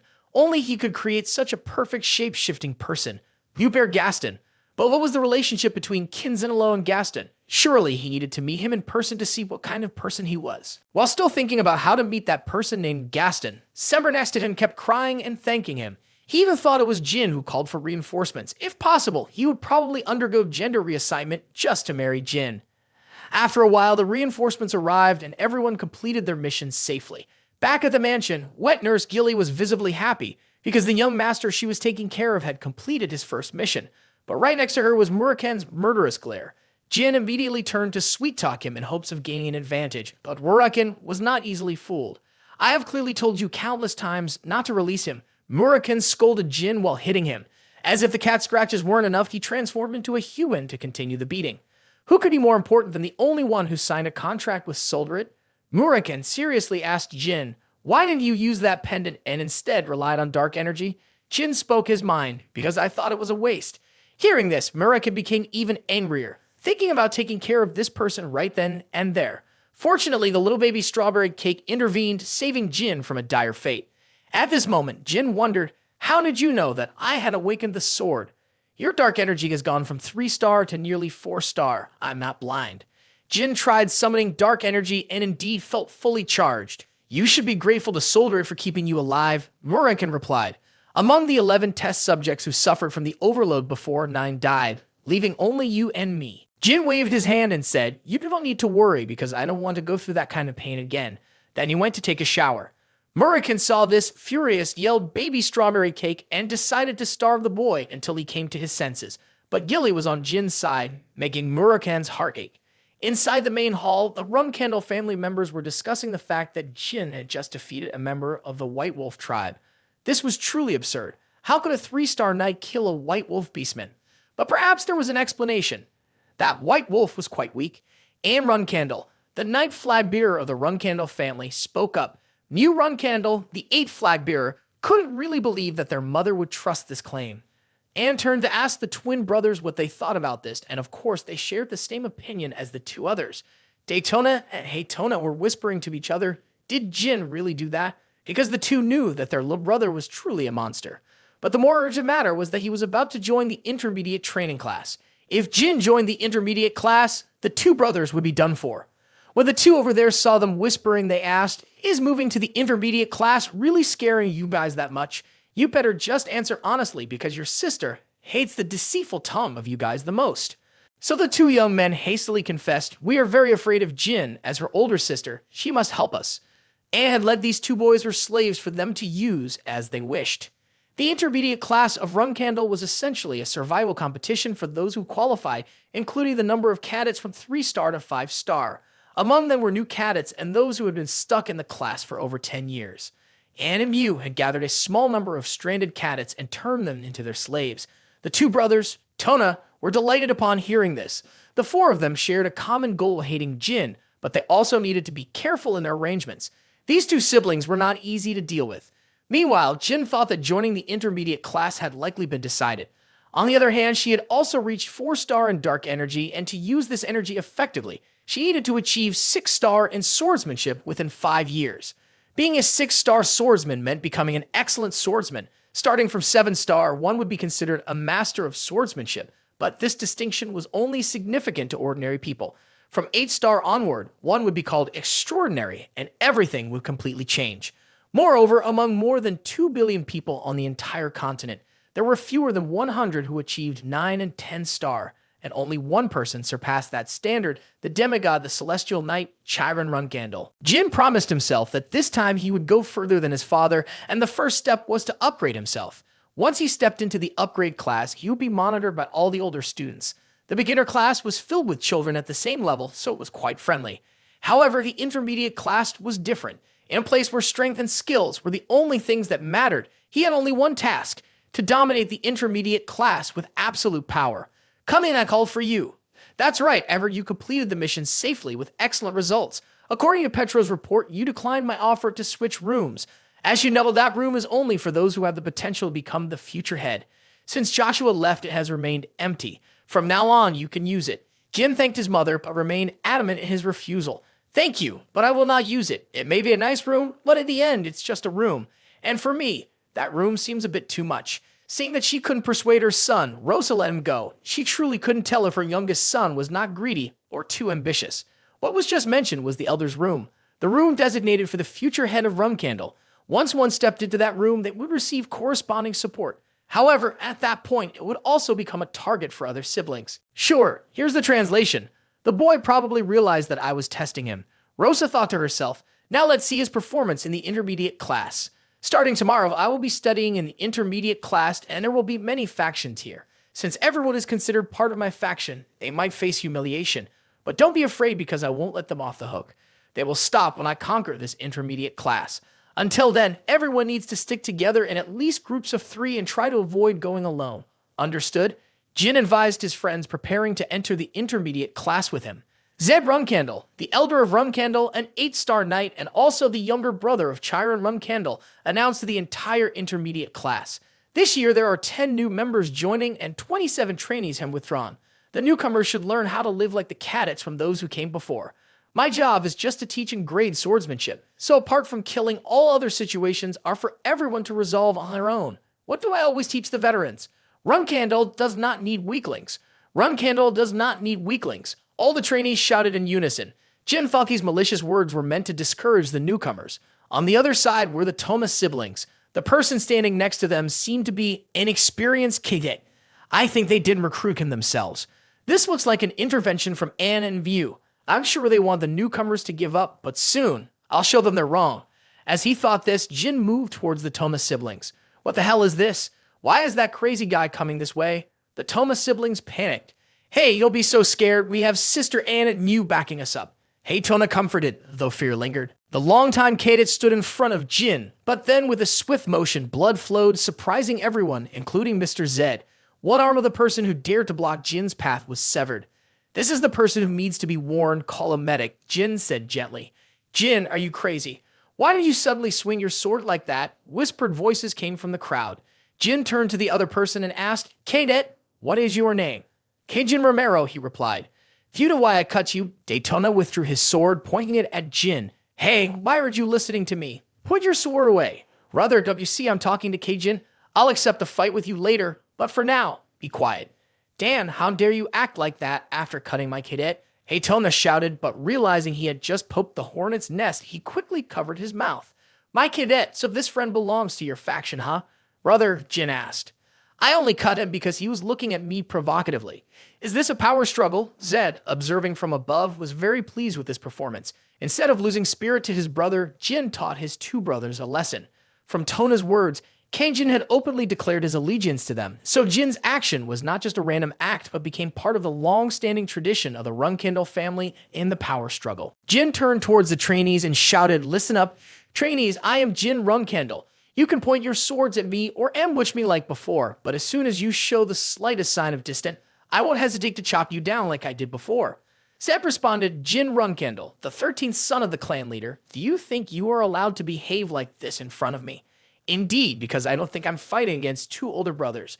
Toma is fighting you, elder. You're fighting me, which is quite interesting. Now explain yourself. Depending on your answer, I might decapitate you right here, right now.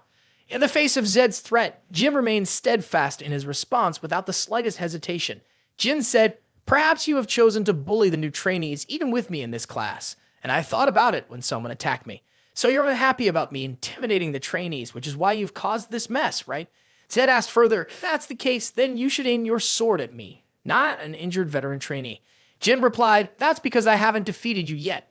Well, if I knew I had won, I wouldn't be targeting Keijin or my brothers but you. It seems like a person doesn't value their own life much, right? Are you two relying on the fact that you're the sons of the clan leader? With Jin, of course, it wasn't like that. He believed that avoiding an opponent was not something a Runcandel should do. Losing one's life is just a moment, but honor is forever. It's foolish.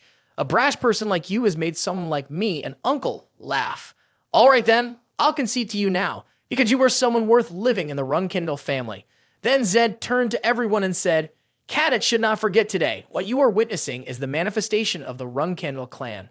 What this little brat is showing us right now is a characteristic of our swordsmanship followers. Cadets, fight on, and do not forget your own characteristics. Now disperse, training will begin tomorrow. Jin saw the Tona brothers sulking nearby and approached to give them some advice. He said, Even if you two may still fear your older siblings now, will it still be the case in the future? Don't just focus on what's right in front of you. Looking far ahead will be better for you. After that, Jin returned to his room and told Gilly and Moroccan about the ranking battle with the Toma twin siblings.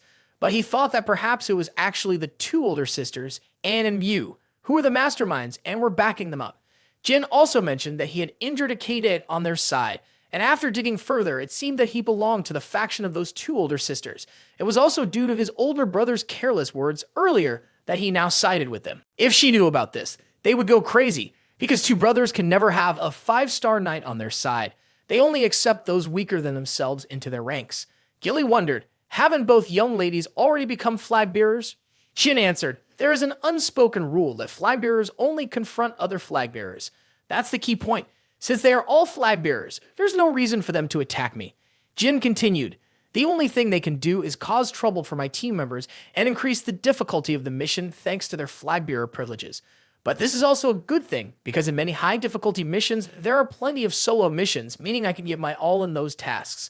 So now I just need to be grateful to the ladies and raise my own achievements. Furthermore, if I have to take a cat along, that would not be a problem at all.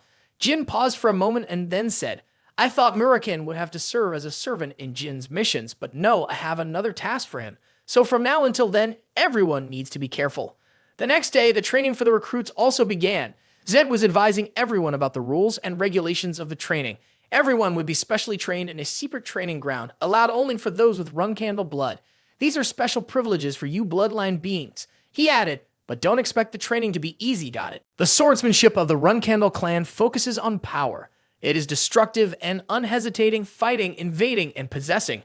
The characteristics of the Runcandel family are all reflected in their swordsmanship. There is no specific definition for swordsmanship, although there are several distinctive and secret techniques that only flag bearers learn. This swordsmanship does not have any specific format, whether it be footwork or rules.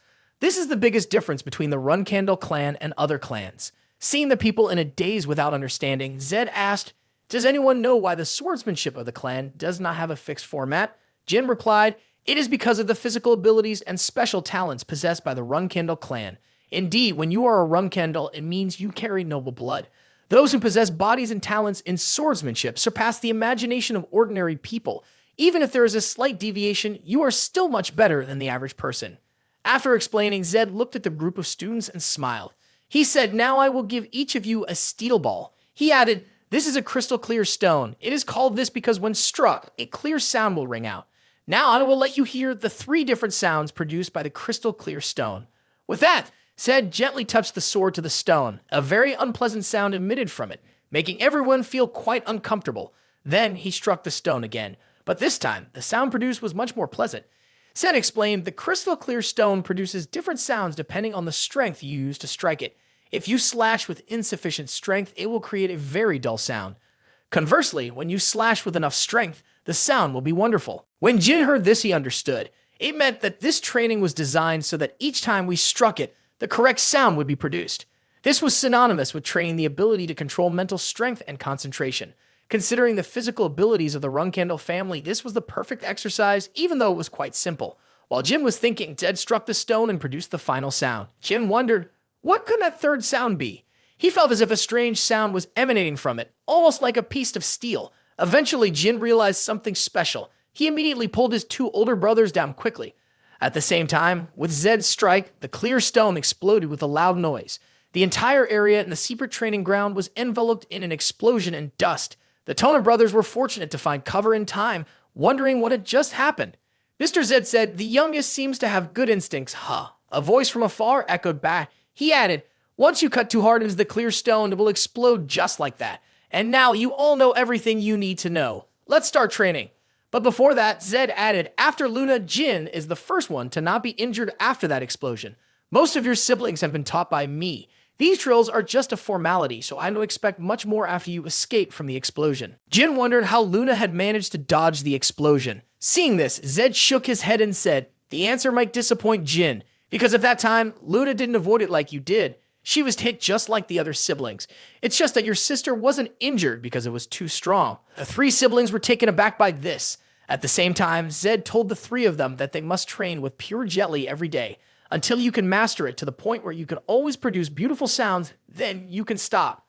Switching scenes to Luna's room, she was asking her wet nurse about the investigation into the person who had assassinated Jin. The wet nurse informed her that after the investigation, she had come under suspicion from Miss Mew and Anne. Besides, they are also well aware of young Master Jin, so the possibility is high. Upon hearing this, Luna said, they are acting a bit recklessly, but without a purpose.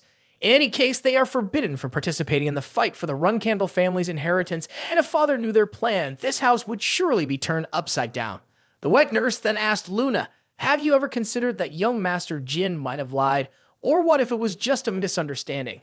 At that time, the boy was only 10 years old, so this is entirely possible.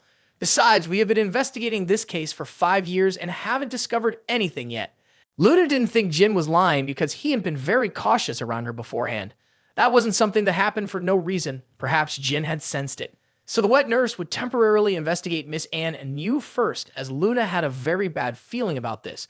The wet nurse, hearing that Luna had such a bad feeling, pouted and said that she was the one who should be worried.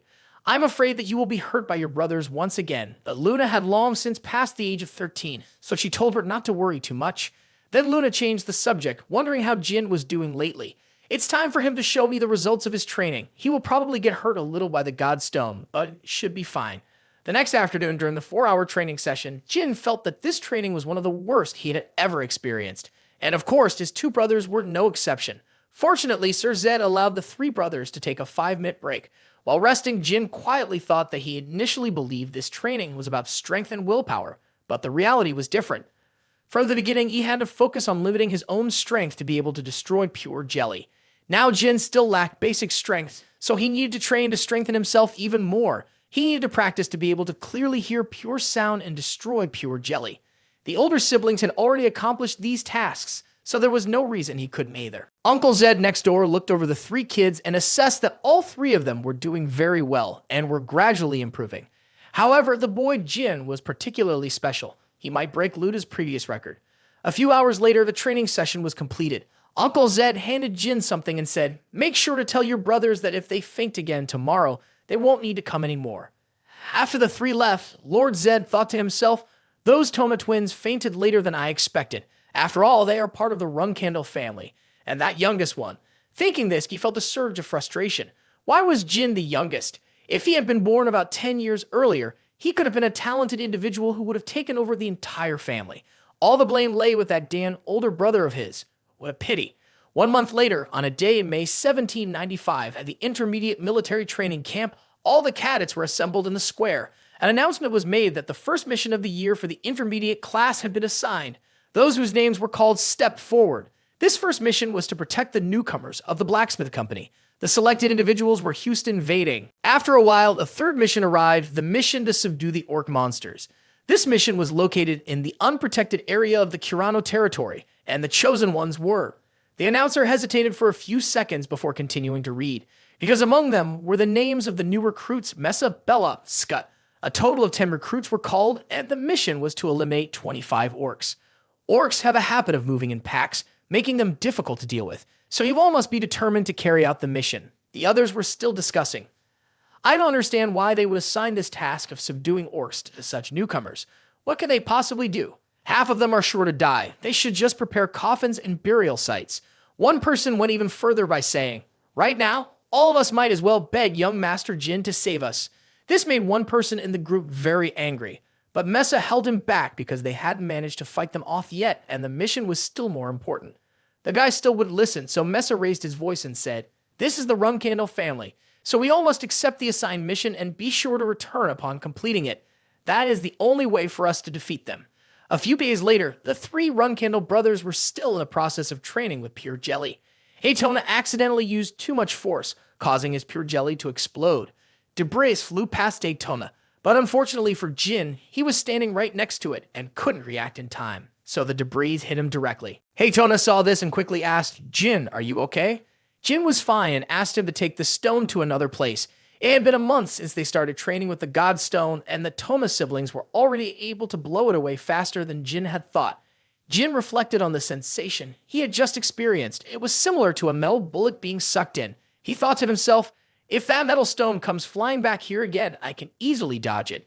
And could this feeling be due to Luda's previous training? Thinking this, Jin decided to try again before he forgot that sensation.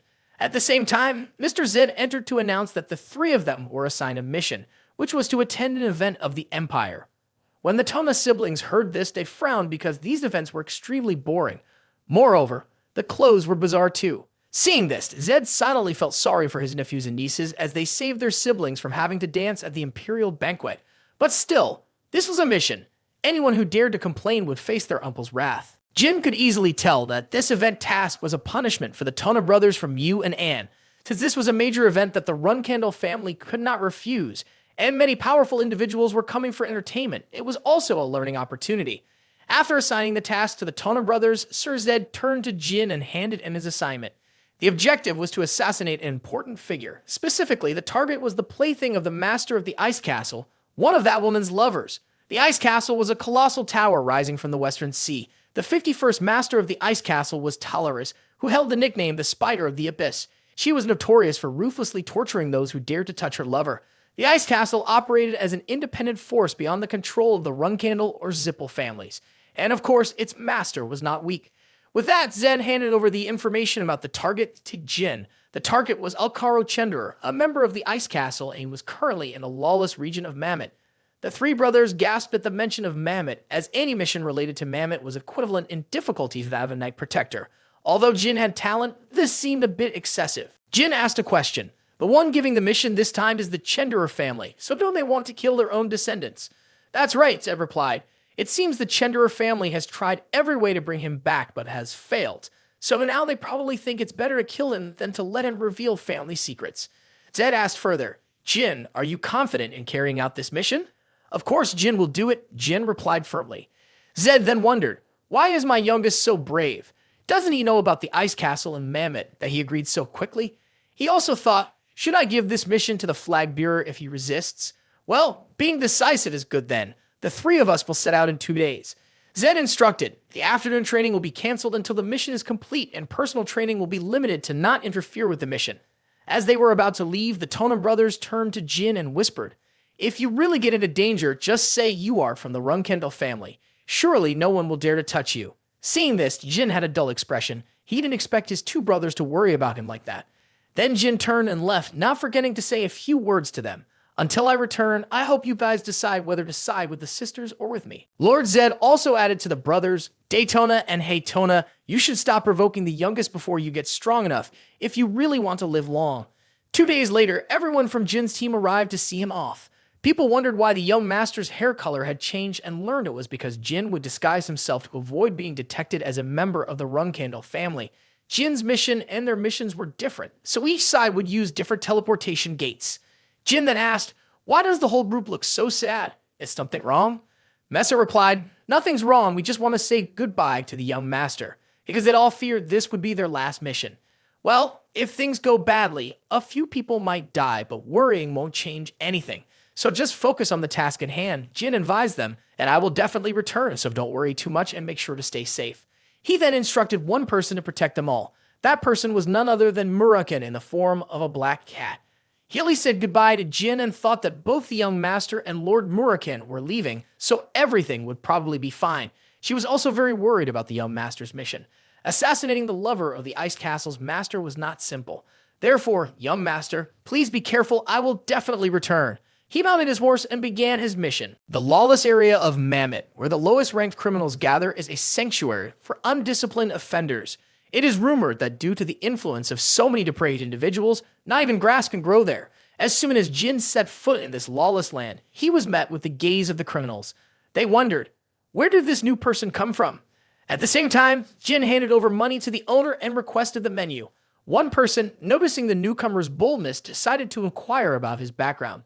Seeing that Jin refused to answer, he angrily demanded, you need to learn the rules here first. It's best to stay silent and kneel down right now. Then lick my toes and I might spare you. With that, a large amount of blood spilled onto the table at his words. After dealing with the other person, Jin stood up and called for the owner. Why is it taking so long to serve the food? How long do you expect me to wait? The group was somewhat surprised by his behavior, but it settled back to normal since killing was as common as eating here. Jin thought to himself, just as my master said, this place is full of real lunatics. To earn their acceptance, I must show them my skills and courage. Thinking this, Jin remembered his master. I hope one day I can repay you. At this moment, the innkeeper also presented the dishes. He said, I don't have poison here, feel free to eat. Of course, Jin knew that poison was prohibited in this place. Hearing this, the innkeeper was surprised that such a young boy understood the laws here well. He asked, do you live here? Why are you not answering? What do you need? Are you here to buy something or looking for someone? Jin asked, do you happen to know anyone named Hyder around here? The innkeeper quickly replied, I certainly do not. Jin continued, can you suggest a few places for me to spend the night? Places that are not messy and dirty? Upon hearing this, the innkeeper recommended a lodge called Moonlight Well in the west of the city, which is where the king of Mammoth stays. As he headed there, Jin thought about Alcaro. He was the worthless son of a count. He grew up in a glass cage, unaware of hard work. Therefore, he was a madman who trampled the weak and bowed to the strong. He had nothing but blood and a face. The reason he was here was to attract the attention of the mysterious castle owner. Jin recalled that the innkeeper mentioned there was a new kind of opium here. Surely he was indulging in drugs in his room, and being one of the lovers, he definitely had someone guarding the outside. Jin wanted to assess the situation in the room first, then take action afterward. Upon entering the room, Jin saw the man berating his servant for obtaining opium. It was indeed a lucky day. Who would have thought Jin could beat him right away? Nearby, he continued to insist on having opium. Even though the two bodyguards disagreed, their only duty was to provide protection, not to always cater to the demands of the effeminate thing. Seeing him continuously shouting and cursing, the two bodyguards exchanged a glance and understood what needed to be done. Thus, he was knocked out with a single punch. The two bodyguards still didn't understand why their master kept this lowly creature alive. Then they took him back to the room. Jin guessed that his bodyguards were at least 6 stars, so he needed to trick him safely and escape from the guards. Using poison in Mammoth was taboo, so that option was not feasible. Jin was racking his brain for a way to kill Alcaro right at the Moonlight Well. After a while of thinking, Jin reached a conclusion. He decided to use that method to deal with him. As for what that method was, you'll find out soon. The following morning, a group of people was walking down the road. How many bodyguards does that person have? 6, milady, one bodyguard replied.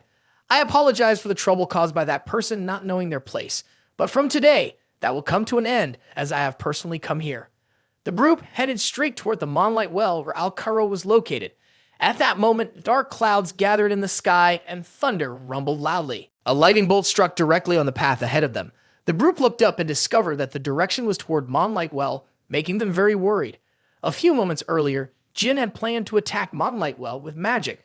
Currently, he had reached 4 stars, so if he poured in a bit of dark power, he could rise to 6 stars. The spell would cause everyone to confuse him for a 6-star wizard, and obviously who would suspect a 15-year-old kid. Certainly no one, not even Varaid Zippel, who had just reached 6-star wizard. Saying that, Jin immediately cast it to make it look like an ambush from the outside. Summoning thunder and lightning was the most suitable spell. After a while of casting, the thunder and lightning were summoned from Jin's magic combined with the dark power. And so we have the scene of the lightning summoned just earlier. This is Sears Endorma, the captain of Ice Palace 7 Sword, daughter of the head of the Ice Palace, who is leading her guards in search of Alcaro. Everyone thought that the recent thunder and lightning surely indicated that someone in Moonlight Well had provoked a high-level wizard, but it could also be an attack aimed at the Ice Palace. The guard next to Sears said, they suddenly remembered that there were still 6 people from their side in there, not to mention her mother's lover Alcaro was also there. So they all hurriedly headed toward Moonlight Well. On the side of Moonlight Well, the thunder and lightning created by Jin continued to wreak havoc in a wide area. The people below kept blaming each other, wondering who had angered the Zippel mage in the first place. At this moment, the Ice Palace group had just arrived. Just then, they were struck by the bolt of lightning, and they finally landed, nearly meeting their end. They realized that the powerful attack moments ago was likely the last one, and hoped everyone was still safe. Inside Moonlight Well, Jin was nearly unable to survive due to the recent attack he had unleashed. That final strike, infused with all of his magical energy, was almost at the level of 7-star magic. Fortunately, he had his necklace, which allowed him to keep his life. He looked around and noticed that all of the Ice Palace guards were still alive, but Alcaro was nowhere to be seen. If he was still alive now, it would be a great opportunity for Jin. Suddenly, Sears stood in front of Jin and asked, why is there someone my age here? Did the last attack injure you? She looked at Jin and instructed him to leave quickly. At the same time, she ordered her guards, if you find Alcaro, handle him immediately, and if you come across any mages, capture them. Jin looked at this girl and thought to himself, isn't she the daughter of the Ice Palace Lord? From the conversation, it was clear they had come to specifically care for Alcaro. If that was the case, his death seemed to be predetermined, so there was no need for him to assess the situation any further. The only problem now was whether she recognized him. That would be very troublesome. Therefore, it was best to disguise himself thoroughly and escape from there. A soldier came to report, we found Alcaro dead in the recent attack. Upon hearing this, Sears felt it was indeed good news, as she had come here to free them from this task. Then, she looked up at the sky and said, for now, Ice Palace will use the inn here. Anyone who opposes will be considered an enemy of Ice Palace. One person pointed at her and shouted, even if you are the daughter of Ice Palace, this place is Mammoth. No one is allowed to override the authority of the kings of the city to take control of the current situation. Moreover, the reason for the attack could also be related to Ice Palace. So that person was sent on their way by Sears. As stated before, those who oppose will be enemies of Ice Palace. As for the kings, they are merely pretending to be emperors in their own lair. She continued, if the true target is Ice Palace, I will provide appropriate compensation. But on the contrary, if Ice Palace is not involved in this matter, what will you do? They turned pale upon hearing her words. She concluded, the fact that Ice Palace temporarily uses this inn is only fair. But ultimately, what needed to be done now was to find the mage responsible for this incident. She guessed that one of the people here must have provoked the mage while causing trouble somewhere, so they should stop their resistance immediately. As for the other person, why are they still lingering here after what I just said? Jin answered hesitantly, I'm just a little scared and my leg is injured too. Sears took out a vial of medicine and applied it to Jin's wound, unaware that he was the mastermind behind it all. She smiled and said, you don't need to thank me. How could you possibly repay this great Sears? Just consider this a beautiful memory. After that, she turned to bid farewell to the charming swordsman. Jin reciprocated the farewell, but little did anyone know that inside, he felt secretly pleased because his mission had been accomplished. The scene shifted to a group of people dealing with the orc menace. After days of violence, they had managed to take down a total of 18 orcs. They were quietly happy, thinking that perhaps they would all survive and return home. Then they could trample upon the honor of those wretched beings who dared mock them. Mesa called out nearby, don't be complacent. There are still 7 monsters left. Having said that, Mesa thought that usually orcs moved in packs, but currently they were wandering alone, making them relatively easy to deal with. Could it be that the gods were supporting them? Or perhaps young Master Jin was under the protection of a deity, and that positive energy was spreading to everyone. Little did she know that the god she was thinking of was that black cat. Murakin nearby sighed, hoping that the cadets would quickly catch the remaining orcs so he could go home and eat some pastries. To explain why the orcs were acting alone, a few days earlier at their lair, Murakin had manifested and commanded, from now on, all of you must always move alone. If any of you disobey or gather in pairs or more, I will send you all on your way. If you understand, then set off quickly. Returning to the present, Murakin was still muttering about how that little Jin always assigned him troublesome tasks. What about the Supreme Contract? Being the center of the universe is exhausting. Murakin stood nearby, observing everyone, and thought to himself, when I get back, I need to make that Jin buy me some new manhwa. Suddenly, he sensed a strong source of energy approaching. It was heading straight for this place, so Murakin decided to harness his energy to defend himself.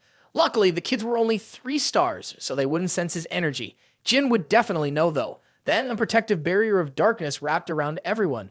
Belov noticed it was getting darker than before and thought it might rain. Outside, the monster was getting closer, but was met by Murakin, who transformed into a dragon to greet it. How dare you send out forces without my permission?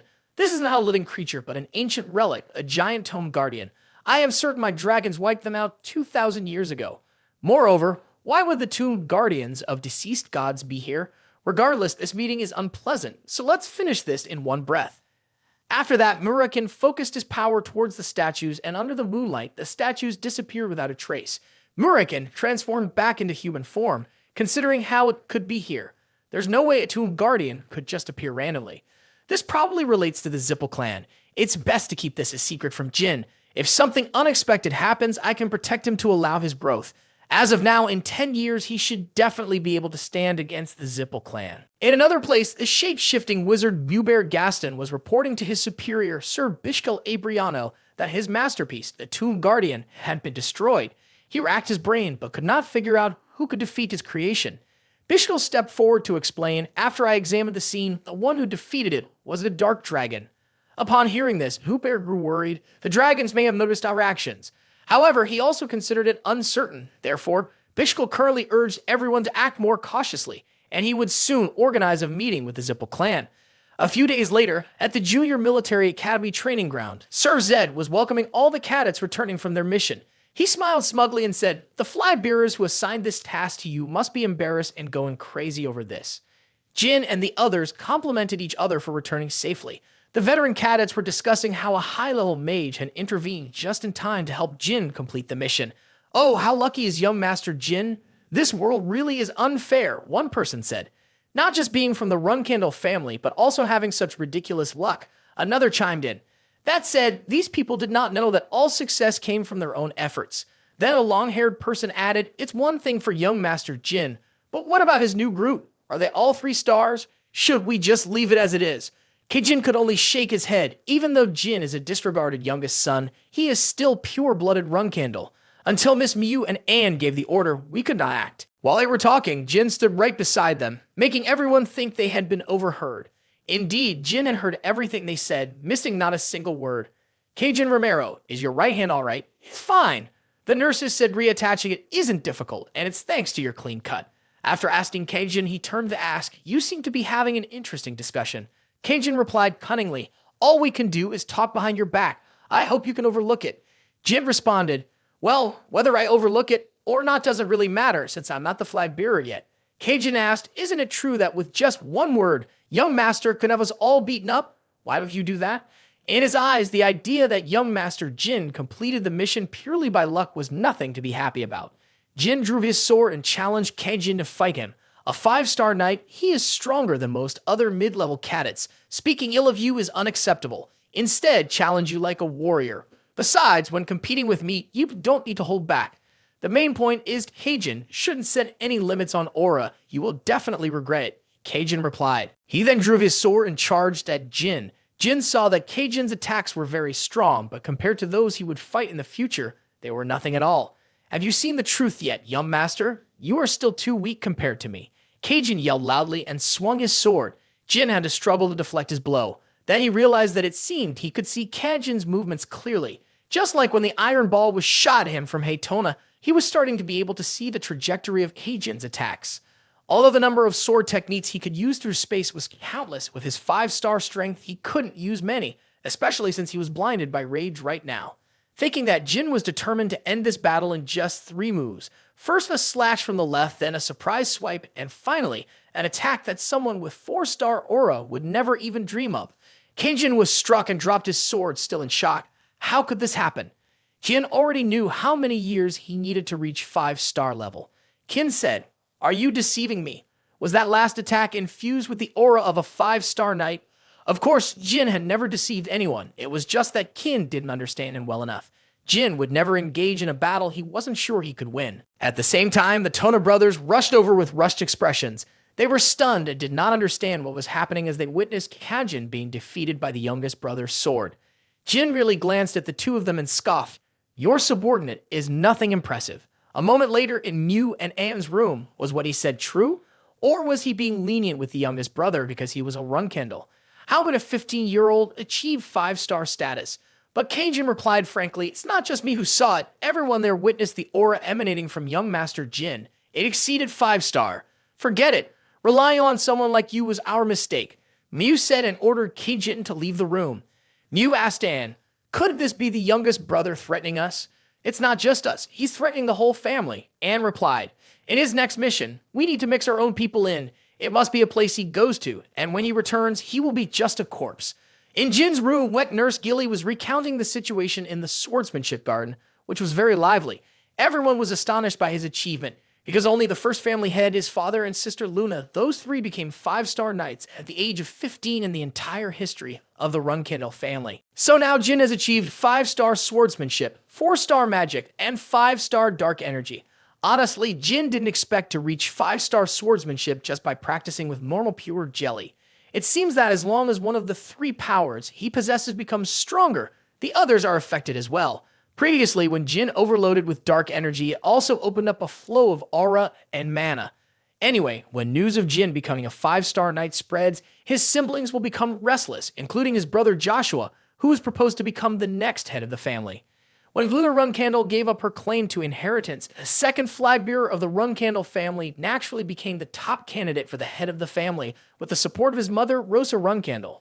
Although his skills are not bad at this point, Jin chose to reveal his achievements because it would be more beneficial.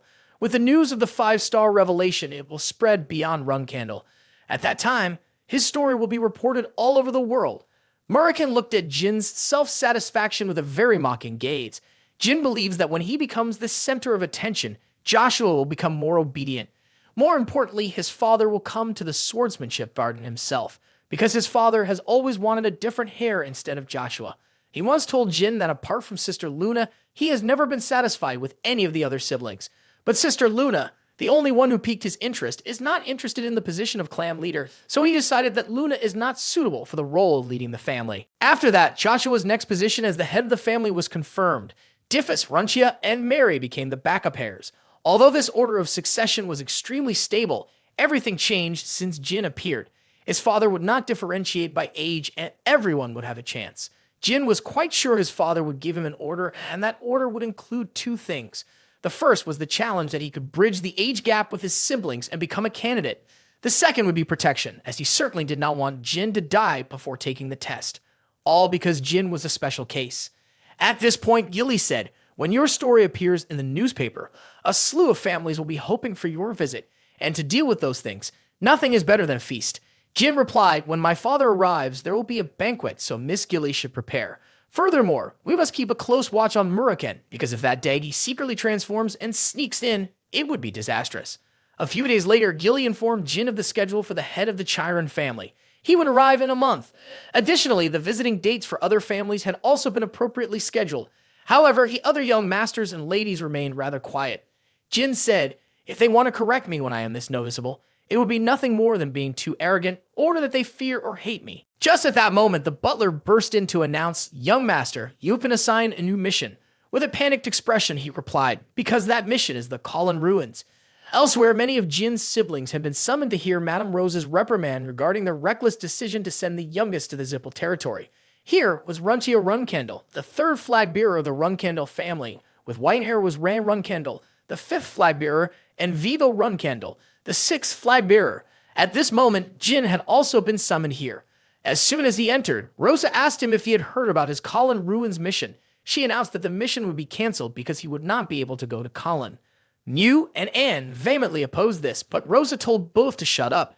"You all can only think of ways to kill the youngest." Anne retorted, "Is it wrong for me to try to kill him?" "Exactly, to be honest, I don't understand why you are trying to protect him," Mew added. Someone from the siblings spoke up, saying, "Aren't both father and mother encouraging us to compete with each other? Isn't it because our family needs competition? I'm sure you know each of us have been competing since we were young." Rosa nodded and said, "You are right. Competition is essential. It doesn't matter how it is done or what the underlying intention is. But has anyone among you become a 5-star knight by just 15 years old? The youngest is different from you all. If you had achieved the same accomplishments as him when you were younger, I would also protect you. In other words, you are not worthy of my protection." Rosa looked at Jin and thought to herself, "What will you do now, young miss? In this situation, should I drag your unrelated siblings in and you pretend and say I'd punish them? Or will you accept this favoritism and become arrogant? Show me how you handle this." Jin spoke up, "I really like the mission you assigned to me." Even though Rosa had warned how dangerous the Kallen Ruins were, Jin knew it was part of the Zippel territory that Runcandel had once tried to conquer, but failed, and it was currently a very dangerous place. But he had no intention of backing down in this fight. He was very fond of the big mission that his sisters had arranged for him. Runcia would self-discipline right now, while Ran and Vigo would voluntarily return a high-quality sword belonging to their family. Although Vigo and Ran seemed to oppose this punishment, it did not change their mother's decision. Ran and Vigo would also face the same punishment as these two, because you are also flag bearers. On the contrary, it is like a signal that your sisters value your abilities very much. Isn't that the reason they assigned you this task? Rosa asked, "Very brave. You doubt your own mother?" Of course not. If the task arrangement suddenly changes, it will lead those working for the Runcandel family to think that our family's status and strength are declining. Jin replied to his mother. Madame Rosa said, "No subordinate would dare to doubt the Runcandel family over such a trivial matter. This is just your two sisters trying to harm you, because they don't have direct authority to confront you. But this is also what Jin is aiming for, because if he has to fight against his sisters now, he will definitely lose, but he can fight back by completing the task excellently. This is the battle he aims for." Rosa reminded one last time, just a slight misstep in Kallen and Jin could lose his life. Jin, of course, was still willing to accept that task, but I have a small request. If I succeed in this task, I will be granted the sword that my brothers returned. Hearing this, Ran questioned, "Jin, why do you want to keep the sword that we returned? If you need a sword that much, we will give you one. So give up on this task. You need to survive at least until father comes back." Jin asked a counter question. If there is a problem, shouldn't he have stopped Anne and View from the beginning? Rosa called for everyone to stop and promised to give Jin their swords if he completed the mission and returned. Now everyone can withdraw. Despite Ran and Vigo still protesting, Rosa thought, Out of fear that Jin would become like Luma, I trampled on the honor of the other children. But perhaps I have worried for nothing. When Chira returns, he will be very proud of Jin's maturity. Niu saw Jin preparing to leave and quickly asked, "What are you thinking?" Dreaming that luck is still on your side. This isn't a personal mission, so you will never be alone throughout the journey to complete the task. Jin ignored his sister's words and continued outside. A few days later, Jin greeted those who would accompany him on the mission. They were all Miu and Anne's subordinates, including Keg Jin. They laughed and greeted each other, but everyone knew that they would seize the opportunity to stab Jin in the back at any moment. Regarding this mission, the ruins of Kalon are home to thousands of indigenous people living in tribes. Currently, that territory is under the control of the Zippel family, part of the Phalon kingdom. Kalon was developed several hundred years ago by the Zippel clan members. After discovering the ruins, they killed and enslaved most of the indigenous people. And of course, the Zippel family currently declares a policy of respecting the indigenous people of Kalon, but that action is merely to maintain their facade. Outwardly, they are respected, but inside, they are nothing but slaves. There are no policies to improve their situation, as their lives mean nothing to most of humanity. The only reason the Zippel family spares them is to preserve nature and create a facade of atonement for past brutality. The Zippel family often aims for reasonable rules, seeking voluntary submission from those they govern. Yet in the past, they crossed the line with Kalon.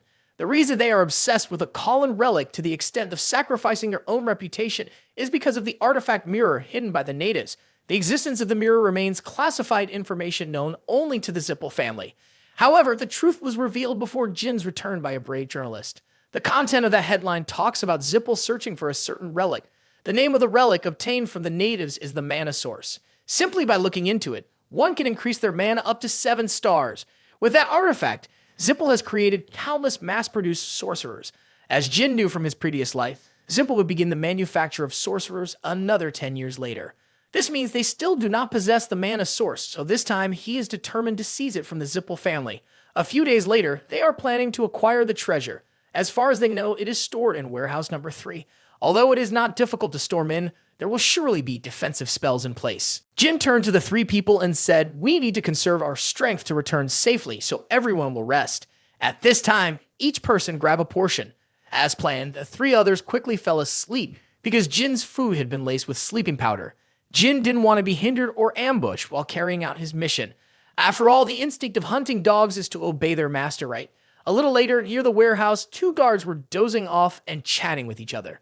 Suddenly, they noticed someone attacking, and that was Jin. He easily took down the 2 gatekeepers and began to inspect. From what Jin saw, there were only 2 guards outside. Moreover, the lock was quite simple, without any magical traces. This 3rd warehouse was sometimes guarded by civilians sent by Zippel, so it seemed they didn't think much of it. When Jin opened the door and entered, he saw a magic circle on the floor. This was a blood magic circle for detection. Most people knew it as a guard magic used to confirm whether the person entering had the same bloodline as the family. However, its actual purpose was to distinguish between ordinary people and demon beasts, or to check if they had any diseases. Just a drop of blood from an ordinary person would suffice, and it didn't matter whose blood it was. Jin used the blood of the guard from earlier for convenience, saving the trouble of leaving behind evidence. After Jin poured the blood of the other person into the magic circle, it activated. He was sure that the blood of an ordinary unconscious soldier would be safe, but now the blood magic circle was still triggered. This meant that the other person had some kind of disease or was not human. Just then, the 2 guards transformed into monsters and advanced toward Jin. He could only temporarily retreat and use a windstorm to hold them back. Once he used magic, nearby mages would sense it, but now things were different. It seemed Jin would not be able to avoid a fight. Saying that, Jin thrust his sword into the belly of one golem, causing him to scream in pain and push him away. Then Jin activated his aura, making the 2 golems fearfully retreat. It seemed they knew that aura was something very dangerous. Jin noticed the wounds he had caused earlier were healing very quickly. This rate of recovery was only found in high-level demon beasts. However, these 2 were still human before. This is the territory of the Zippel family. Countless immigrant mages come here. The locals are oppressed. As for the mysterious monsters, they are likely primal golems. Jin thought to himself that creating primal golems was a major undertaking. Perhaps the Zippel family used this place as a laboratory for experimenting with forbidden magic. These primal golems possessed nearly as much strength as 4-star knights, but that was only in terms of strength.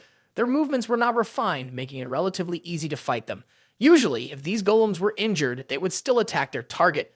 But as long as their core, namely the head, heart, or belly, was destroyed, that would be it. one of these three places. Jin rushed to attack. The first target was its head. Nevertheless, its strength and speed did not decrease at all, but instead increased. Then Jin continued to attack its stomach, but that was still not the right spot. There was only one place left. He swung his sword and split the golem in half. Its core fell out, and he quickly destroyed it. The remaining one also rushed in to pounce on him, but he easily blocked its claws and continued with a thrust to its heart. This was also its core, so it was quickly annihilated. After having its core destroyed, the golem regained a bit of human consciousness and begged Jin to end its life quickly. Then I must fulfill its wish. He did not know what had happened, but he was sure that no one in this world would willingly become a primal golem, especially since once transformed, a person would become a mere pawn with no future ahead. Jin had uncovered the terrifying truths of the Zipple clan. Nevertheless, he knew this was not the time to be angry. This shocking revelation only made the true nature of the Zipple clan clearer. Jin also suspected that his sister knew about this before assigning him the task. Even if he spread this information outside, the Zipple family could simply deny it. Nevertheless, the creation of the primordial golem is a serious crime. Even if it's just a suspicion, it would still be investigated by the Empire. Therefore, Jin wanted to gather evidence first before continuing the mission. He didn't care that Zipple might intervene in the investigation process with their power. Currently, the mages had not taken any action. This meant they probably thought this was just an ordinary warehouse. If they knew this place contained a primordial golem, it wouldn't be so easily protected. This further convinced Jin that not everyone in Colin was involved with forbidden magic. He then entered and saw a stone slat with a simple protective spell. However, nearby, the bowl was quite complex. Breaking the protective barrier usually required a lot of effort, but with the death of the two golems, he believed they would conceal all traces here. Saying that, Jin summoned the powers of fire and darkness. He would use a bit of heat to ignite the campfire at this place. At the Runcandel family estate, Mew and Anne were enduring Luna's wrath. Luna couldn't understand why these two younger siblings allowed their younger brother, who was 1 year younger, to enter Zipple territory. Mew and Anne opposed this because conflict is a normal thing in a family, but Luna immediately countered. You two are flag bearers. How can you compare yourselves to a younger sibling who has just entered middle school? Flag bearers must face flag bearers. That is an unwritten rule, and your actions have crossed the line. You should feel ashamed of yourselves because I am very ashamed of you being the flag bearers of this family. Mew responded, why is it that someone who has never been interested in power like you acts this way? It's because you won't be able to defeat Jin. Jin just completed a mission at the Colin Ruins, so Mother will receive a report immediately. And now you understand why I said I am very ashamed. In the end, you are just helping that boy, and moreover, from what I see, Jin is not very noble. So from now on, you two should be careful. Luna advised one last time. Because you are also my siblings, I am reminding you. Back in her room, the wet nurse was also a bit incredulous to learn that Luna had just punished her sisters as if young Lady Luna had returned to her tumultuous adolescence. Moreover, she was also worried for the young ladies like Luna because Jin would not easily overlook this matter. She believed that in 5 years, young Lady Mew and Anne would no longer be rivals to young Master Jin. Luna asked the wet nurse about the matter she had previously requested and was told that it seemed the assassination was not related to Anne and Mew. The twins Tona, Rosa, or Mary were not involved either. This means the suspects now narrowed down to 5 people: Joshua, Diffus, Ran, Vigo, or Runcia. Among them, apart from Ran and Vigo, the other 3 are very difficult to investigate due to their solid backgrounds. So it's best to just stand back and watch for now. The wet nurse agreed as well because in the end, young Master Jin still grew up healthy. In Jin's room, he had just returned. Gilly was very emotional to see her master back safely. If young Master Jin really faced any danger, she would definitely sacrifice herself for revenge. Hearing this, someone was perplexed. If you sacrifice yourself, who will make the cakes for us to eat? Then Uriken approached and asked, Jin, did you report everything properly this time? Last time, everyone thought you completed the mission by luck. This didn't matter much to Jin. Moreover, he had something to show them. He took out a specimen that was the heart of a primordial golem. Murakin was surprised to see this. Previously, it was the body of a giant gatekeeper, and now it was a primordial golem. What did the Zipple family really want? Thinking about it, Murakin asked Jin to spend some time with him to go there again. I need to interrogate them myself about these things. Jin was a bit worried about going back there, but with Murakin accompanying him, it would likely be safer. If they were lucky, they might even find the source of mana, so Jin decided to take the time to go with Murakan. As for the 3 companions of Jin, right after the mission was completed, Kenjin and the Hab brothers returned to the Runcandel family. But Mew and Anne had stripped them of their Keiga titles and expelled them from the family. This was a very strict punishment for cadets, but no one felt sympathy for them. In June 1795, Zed told Jin, "From now on, there's no need to train pure jelly anymore. From tomorrow, you will only meet the twin Pona." The two brothers overheard and felt envious. Moreover, it seemed that the morning training for the cadets was no longer necessary. "Next week, the family head will have something to discuss with you," Zed added. The Tona brothers were astonished upon hearing this, as it was very likely that their father would appoint Jin as the temporary flag bearer. At that point, Jin would have to lead the clan to gather honor and become the true flag bearer. Finally, that day had come. This was something Jin had wanted for a long time. Away from anyone's attention, he could grow stronger in the way he desired. Meanwhile, the Chire Legion was marching back. Khan announced, "We will reach the Sword Garden in just 2 hours." In the meantime, Chiron was troubled by his youngest son. He planned to seclude himself in the Black Sea for 10 years, but what about now? Khan added, "When I was at Storm Castle, I saw that young master Jin was incredibly special, but I didn't expect it to be to this extent. What he accomplished in the Sword Garden has left me utterly stunned." Chiron recalled the first time he met Jin. In its eyes, there had always been fierce resentment, even though it tried to hide it. He also couldn't forget how Jin provoked his brothers on the first day in the Sword Garden. As the youngest, the others tried to bully him, but look at the result. Now he had achieved 5 stars. Khan said, "Actually, it wasn't the Mammoth mission and the Call in Ruins that left the strongest impression, but the first mission against the White Wolf Clan members. No one at that age could defeat a member of the White Wolf Clan." Chiron thought he would use his people as meat shields, but Jin proved his promise and defeated White Wolf on his own. Although Jin didn't completely defeat the man by himself, he was still an interesting child. "I am really looking forward to meeting him this time," Chiron said. 2 hours later, Chiron and his legion returned to the Sword Garden. Rosa and the children were all present to greet the head of the household. Of course, there was also Joshua, the future head of the household, but he didn't seem to sit well with Chiron. Chiron passed by Jin and noticed the 2 special swords on him. He asked Ran and Vigo, "Why bring the sword you like to give to the youngest?" Ran explained that the sword was taken, not given. Upon hearing about that bet, Chiron laughed loudly and placed his hand on Ran's shoulder, saying, "You should find a way to get it back then." That evening, before the banquet began, Jin was talking with his father. This was Jin's first time attending a banquet in this life. In his previous life, thanks to his master, he had attended a few small banquets. However, he had never participated in a banquet hosted by his own family, and now he had become an honored guest alongside his father. Chiron asked, "Do you know that our family only holds the ball on truly celebratory occasions? This means your achievement this time is quite noteworthy. In this ball, there will be 1,000 guests attending compared to 800 guests at the ball 7 years ago. This shows that the Runcandel family's reputation has been growing over the past 7 years. Although other noble families also have many guests attending or even more, those who are here today are all elites." Despite Chiron only training and hunting monsters in the Black Sea for the past 7 years, the family's reputation continues to rise. This is thanks to him being the only Genesis Knight in this era.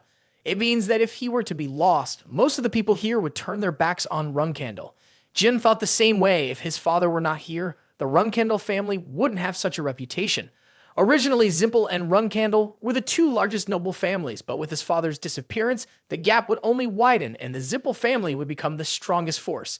Then Chiron turned to Jin and asked, "What would you do if those people turned their backs on us?" Jin candidly replied, "I would abandon this family." Chiron was surprised to hear that. Jin explained, "Because I don't want to die meaninglessly here, because if the Runcandel family collapses, the next head will be a person without any ability." Jin asked further, "How many weaknesses do we have on those below?" He knew about them because he had requested Vigo to show him the classified documents of the flag bearer when returning the sword, and almost every family coming here was under the control of the Runcandel. Of course, Jin knew that his parents had things that even the flag bearer was not aware of. He believed that since the future head would not be a progenitor knight like his father, the priority would be to use these things to control other families. Although the Zippel family was similar, only the Runcandel family could truly play the role of the villain. Therefore, if the next head held so many weapons and couldn't use them properly, he would definitely abandon this family without any hesitation and then find a way to take revenge on the Zippel family, no matter how long it took.